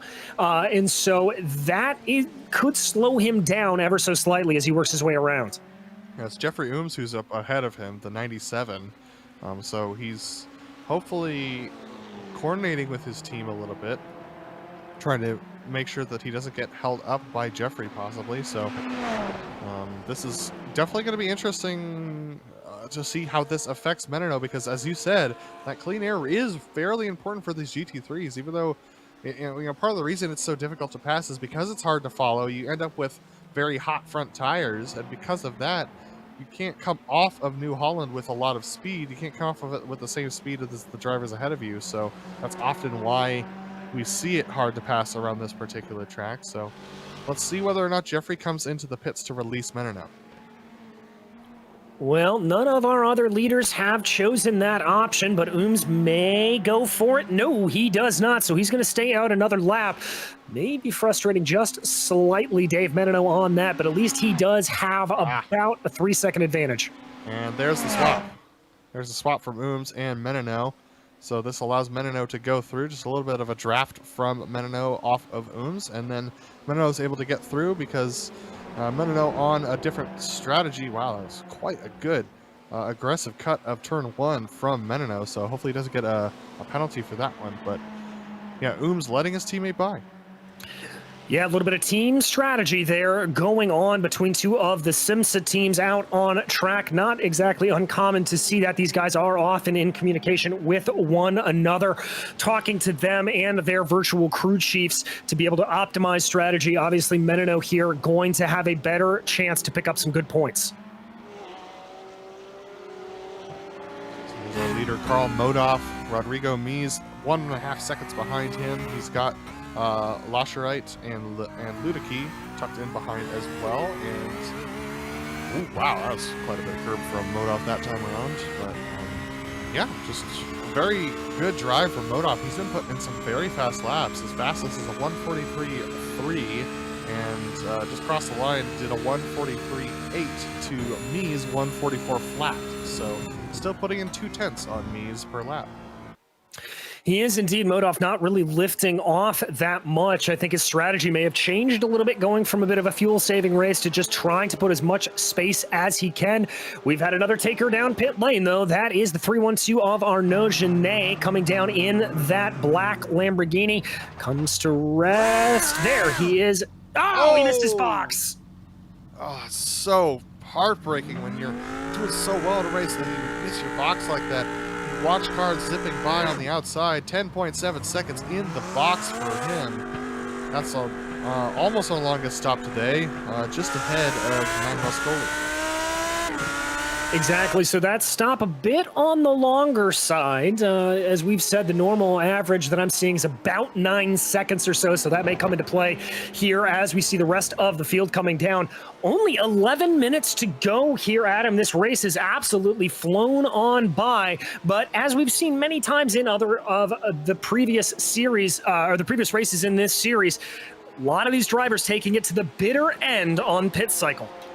You know, and as you observed, Modoff is not saving any fuel at this moment, so I'll be interested to see. He's probably going to come down this lap or next, is my guess, based upon how hard he's been pushing the car. So let's see whether he dives into pit lane this time around. The answer is yes. And wow, taking it very late, and so will Mies and Lascherite. But it looks like Ludicky was able to save and stay out one more lap. I believe Davies is the next one we are waiting on to see if he did that as well. No, there is Davies in that Ferrari coming down. So now it's going to be the battle of the pit crews, and for Nick Ludicky, it is all about putting in a mega outlap here. And it looks like everybody, with the exception of Ludicky, is going to come into the pits this time around. So Ludicky able to save one lap of fuel. Let's see whether or not it was enough to go full bore on this lap. It's definitely going to be interesting to see whether or not the overcut works for him. It is indeed, and as we check back out, Modoff continues to lead ahead. But DJ Mies, 10.6 seconds in the box. He comes out behind Lascherite and Modoff to the tune of 2 seconds. All right, that is mega here for Antoine Lascherite. If he is able to keep this position, that will hurt Mies in the championship. Remember, Mies came into this championship with a 1-point lead over Guillaume Levesque and an 8-point lead over Antoine Lascherite. So if Lascherite is able to stay ahead here, he'll gain up a little bit and he will make this a big-time confrontation coming into the last race of the year. Nick Ludicky, who we watch on track, not really involved too much in that championship fight, but he just wants the win. And is this outlap going to be fast enough for him? Yeah, the question is, how hard is he pushing right now on this in lap? I think he's pushing real hard. He's definitely slinging it coming out of Europe car, and here he comes into the pits, taking the absolute maximum exit that he possibly can. Now he's going to dive it on in there, puts on the binders. I think, yeah, he got down to the right speed. So Ludicky trying to push as hard as he can. Let's see where he comes out. Looks like our leaders right now are making their way through that chicane as Ludicky comes down to rest in his box. Able to stop, doesn't look like he missed it, so he's good there. We ride on board right now with Mies. Mies coming out of that final corner. 7.6 seconds for Ludicky. Oh, I don't think he's going to get mowed off. He's not going to get mowed off, but is he going to get Loscherite? Here comes Loscherite coming out. He's got the advantage. He's got the speed, but that's going to be Ludicky with the line. He's able to hold off Loscherite. Let's see whether or not Loscherite decides to fight back as they go through Renault. He's going to actually have to lift a little bit there. He's going to try and get a better stab at the inside. Doesn't work out for him. That Lamborghini just pushing out towards the outside of the track. Ludicky trying to hang on to it as the rear end wants to come out on that Porsche, but look at that. Ludicky's going to hang on to that. Loscherite falls back into third. Oh, and now it is full attack mode for Antoine Loscherite. If he's able to hold on to that second place position and get a car in between himself and Rodrigo Mies, that is going to make him feel all the better going into the final round for this series at Bathurst next week. Starts to take a little bit of a look down to the inside of Verth, but that's not a corner you can normally pass on, Adam. Loscherite just doing everything he can. Big chunk of that sausage curb. I can report that Diego Morales had a self-spin through Repsol, just took it in too deep, got a little bit loose, so unfortunately he's fallen all the way back from 8th position down to 14th. All right, indeed he has, as we go back to check out the replay, as here you can see him on your screen coming through this corner. It looks like he just took too much speed. Yeah, too much speed, too much rear brake bias. Breaking through the corner, just can't quite hang on to it. The thing wants to come out from behind him, having trouble getting a little bit of purchase on the grass, but able to keep it going. Now comes out back in that 14th position. And I can report that Loscherite has fallen off the back of Ludicky coming out of New Holland, so he's not going to get that pass done. Not going to get it done there, and he's falling back a little bit to the tune of about 0.5 of a second, but he is gaining down this long straightaway, so Loscherite's going to have to do his best. And remember, Adam, we did talk about it, that big, heavy Lamborghini, kind of akin to the BMW a little bit in its weight, but definitely has some tire wear problems. But man, oh man, did he get a good run through the first chicanes. Good run, takes a stab of brakes, but once again, the thing just wants to push out through the center of Renault. It just does not have the rotation, but Ludicky doesn't have the rear end traction to hang on to it either. Loscherite looking up the inside of Repsol, while Ludicky able to cover him off with a nice late break and hits the apex. So once again, they're going to be as they were as they go through Seat. Indeed, they are trying to get it down, but it does look like Loscherite had a little bit of a push there, but didn't able to take advantage of it. Coming back around now through Verth. Ooh, that was a little bit of a bad run up ahead for Ludicky, but he was able to recover it and keep it going. Now through that fast right-hander that seems to catch a lot of drivers out in the real world. Both of our sim drivers here manage it well. Gap coming down to under 0.3 of a second. So Loscherite has a lot of work to do. Looks like that Lamborghini just looks a little tight right now for him. It's not hitting the apexes quite as cleanly as he would like. He's off the apex right now through Banque Sabadell. So I think the front tire is just a little bit gone on that Lamborghini right now for Loscherite. But the rear tire is absolutely gone for Ludicky. He's sliding it through the corners, gets a bad entry into the chicane, which means a bad exit out of Europcar or out of New Holland. This could be Loscherite's opportunity. It could indeed. It looks like a pretty good run there for Loscherite, and we've seen how strong he is going down through Elf. Gets full advantage of the draft as they go down the straightaway. Loscherite dives to the inside there, starts to pull abreast of that Porsche. It's a battle of the late breakers going down into the first corner. Ludicky tries to hold it out. Loscherite getting a big chunk of that sausage curb, but I think that's going to be Ludicky holding it out, trying to drive that Lamborghini out to the outside. Not able to hold it for here is Loscherite, and he's got to stay in third for now. Oh my goodness, Ludicky absolutely on the edge of traction going around Renault right there. Loscherite looks to the inside, but once again, Ludicky can cover it off. That was some staunch defense from Ludicky. Some of the best racing through Elf I've seen this year. Indeed, and some of the best just heads-up driving. Now they come through that twisty bits of the track where it is so hard to pass, and what all of this battling is doing is it's allow for Karl Modoff to pull away into the distance. He holds about a 3.5 second advantage back to these two cars battling for second and third. Whoa, that is very, very close there for Loscherite, but I think that was maybe a little bit wide. He starts to close in a little bit more. The speed about the same on the two as they go down the backstretch. Absolutely very close for those two drivers for sure. I can report Jeffrey Ooms had a self-spin in the back of the field. He's definitely made contact with somebody or something. He's got some rear end damage, so he's fallen all the way back to 17th position as he's trying to recover. But man, is Laschereit putting the pressure on Luedecke at this point. Luedecke once again deep through Europe car. That's going to slow him up into the chicane, but he gets a better exit this time around. And Laschereit, oh wow, a little bit over the curves for Luedecke, but still decent speed off of the exit. I think he'll be able to hold off Laschereit this time unless Laschereit makes a very late move.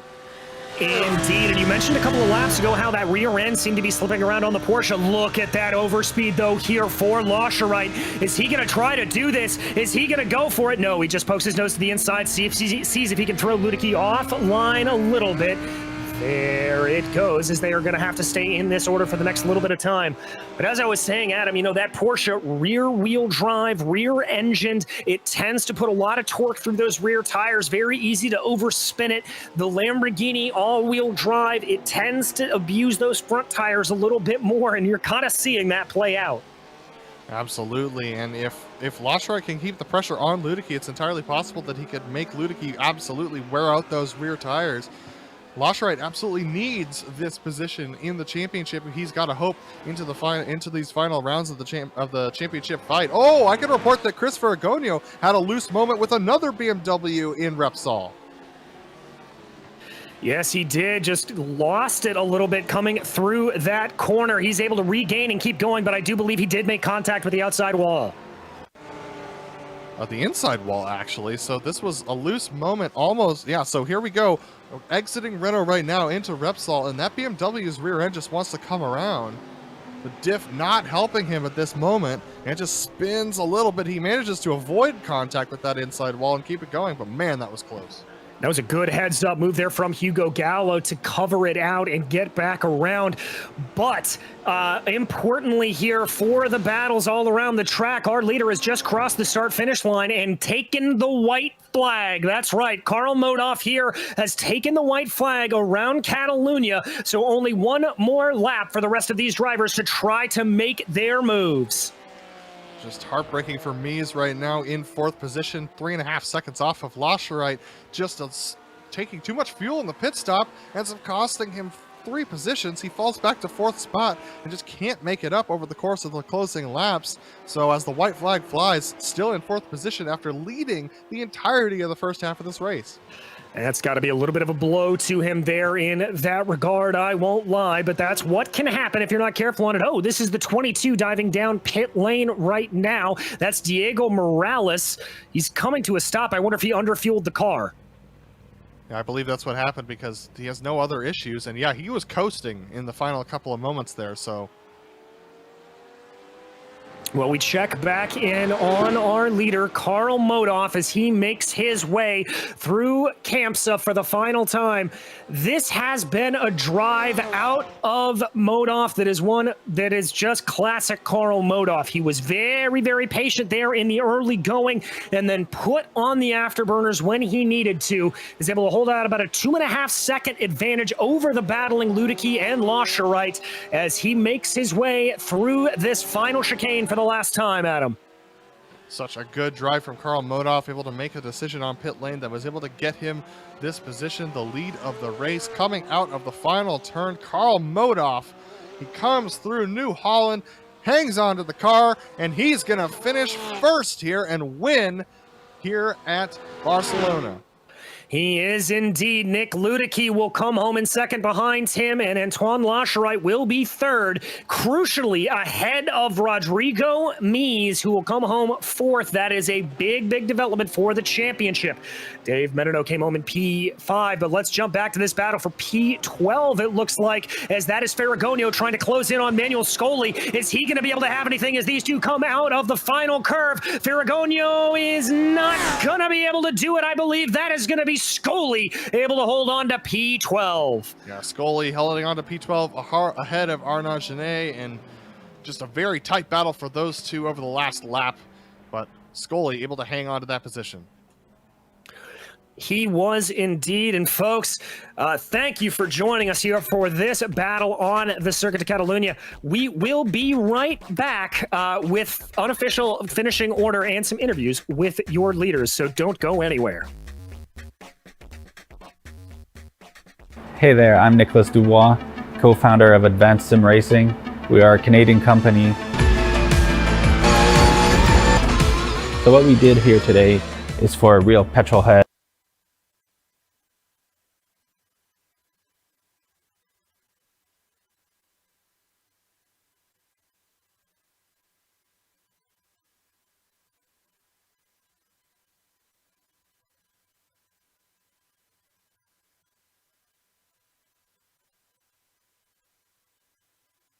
Hey there, I'm Nicholas Dubois, co-founder of Advanced SimRacing.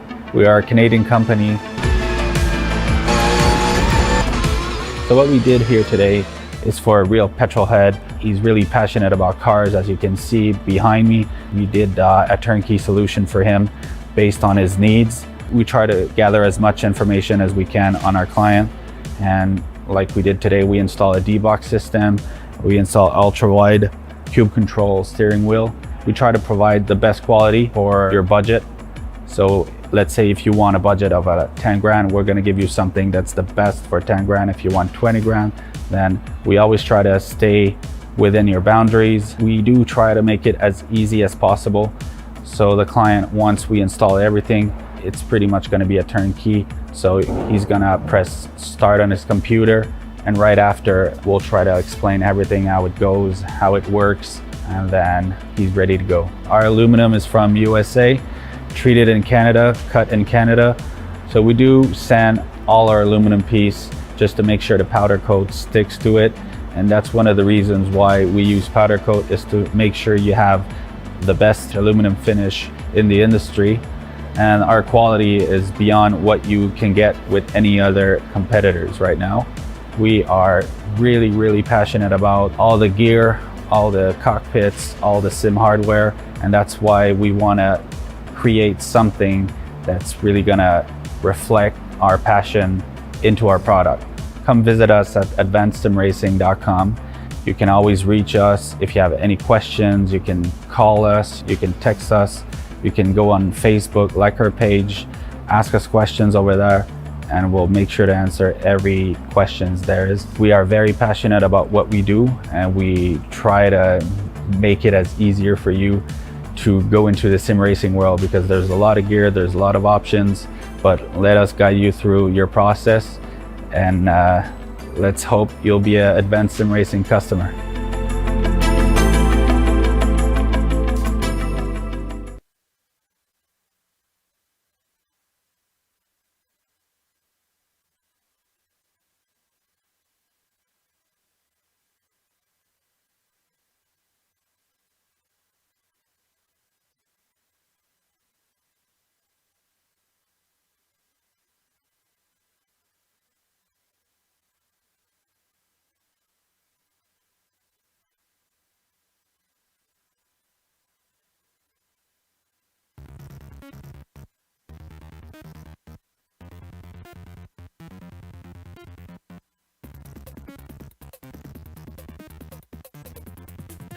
Welcome back to the Circuit de Barcelona, Catalunya, as we have watched these PRL GT3 machines absolutely put on a show here at this track. Karl Modov was able to take the victory ahead of Nick Ludicky, with Antoine Lascherite finishing in third ahead of his championship rival, Rodrigo Mies.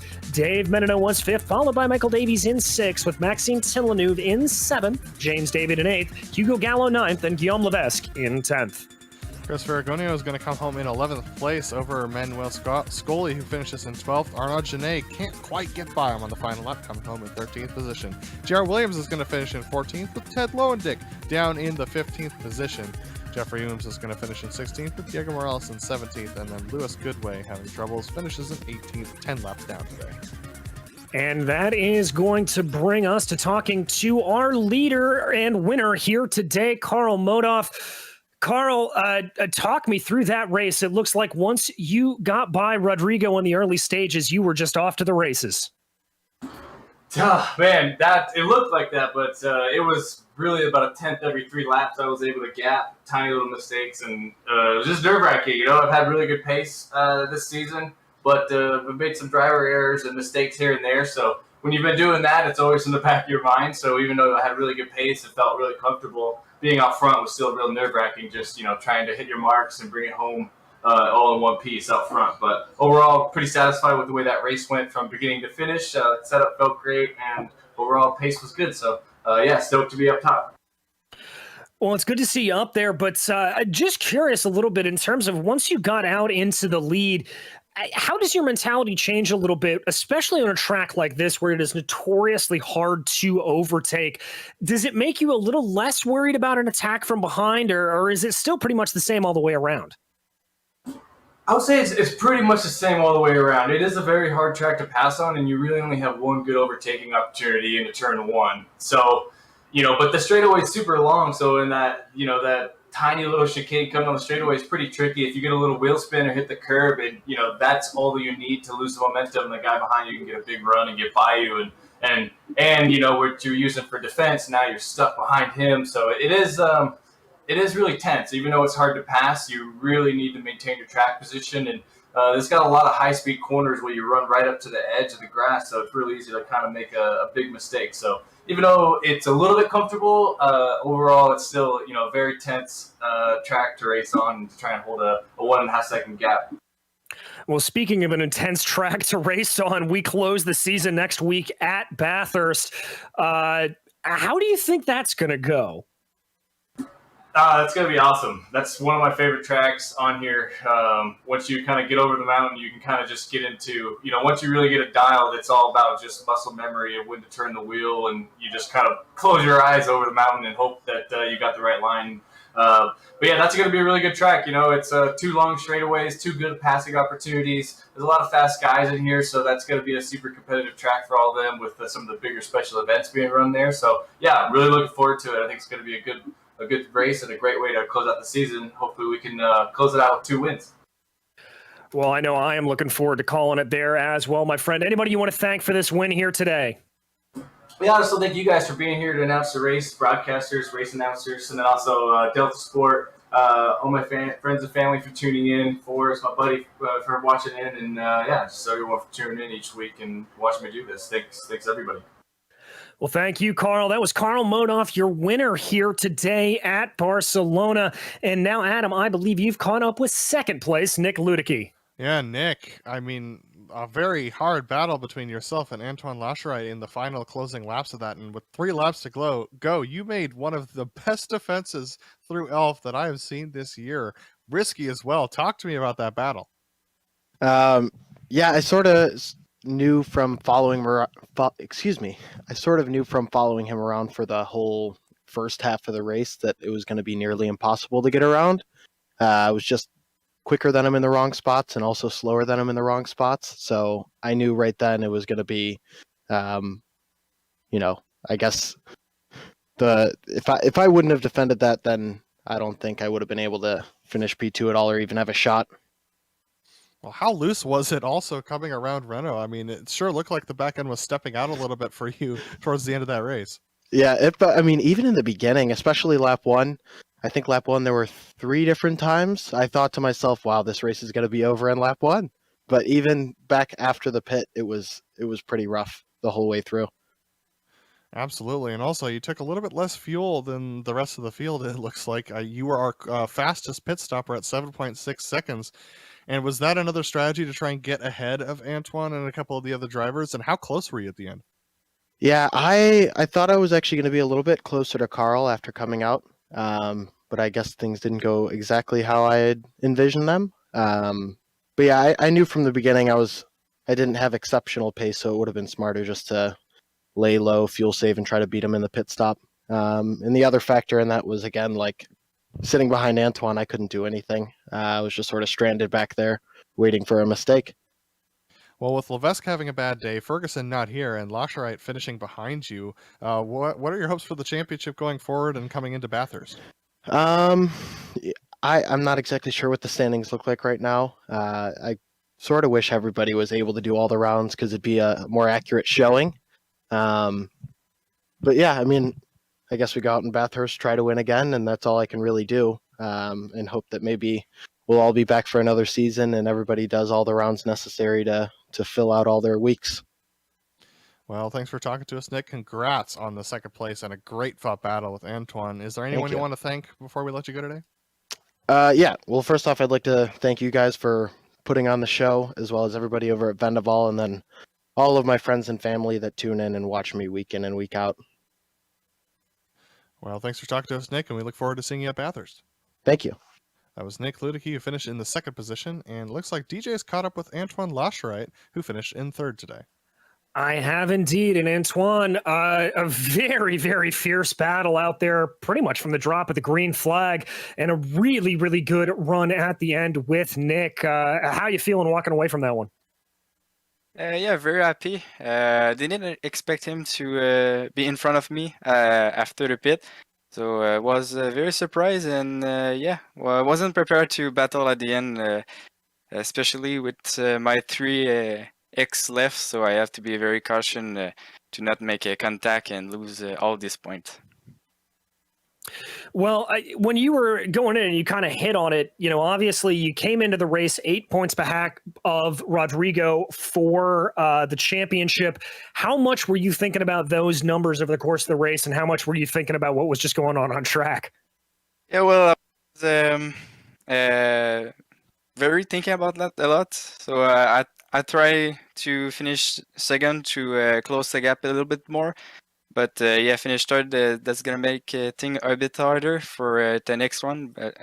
Sorry, but I'm gonna give everything to maybe step on the first march of the podium next week. Well, I know I'm looking forward to it, but that big chunky Lamborghini around Bathurst, that's going to be a lot of fun. Do you, well, I mean, obviously you want to win the championship, you want to do that, but how do you think you can fare it out there? I'm not very sure right now, but gonna see if the Lambo is quick at batteries. It's not one of my tracks, so it's gonna make things even harder. But try my best, and maybe hopefully in the straight line I could do something. Well, we're going to be watching with bated breath, Antoine. Anybody you want to thank for this third place run here today? Yes, thank you guys for the stream, and of course my amazing team, Ables and Advanced SimRacing, for the opportunity to drive on their team, and yeah, that's it. All right. Well, thank you, Antoine. That was Antoine Lascherite, your third place finisher here today.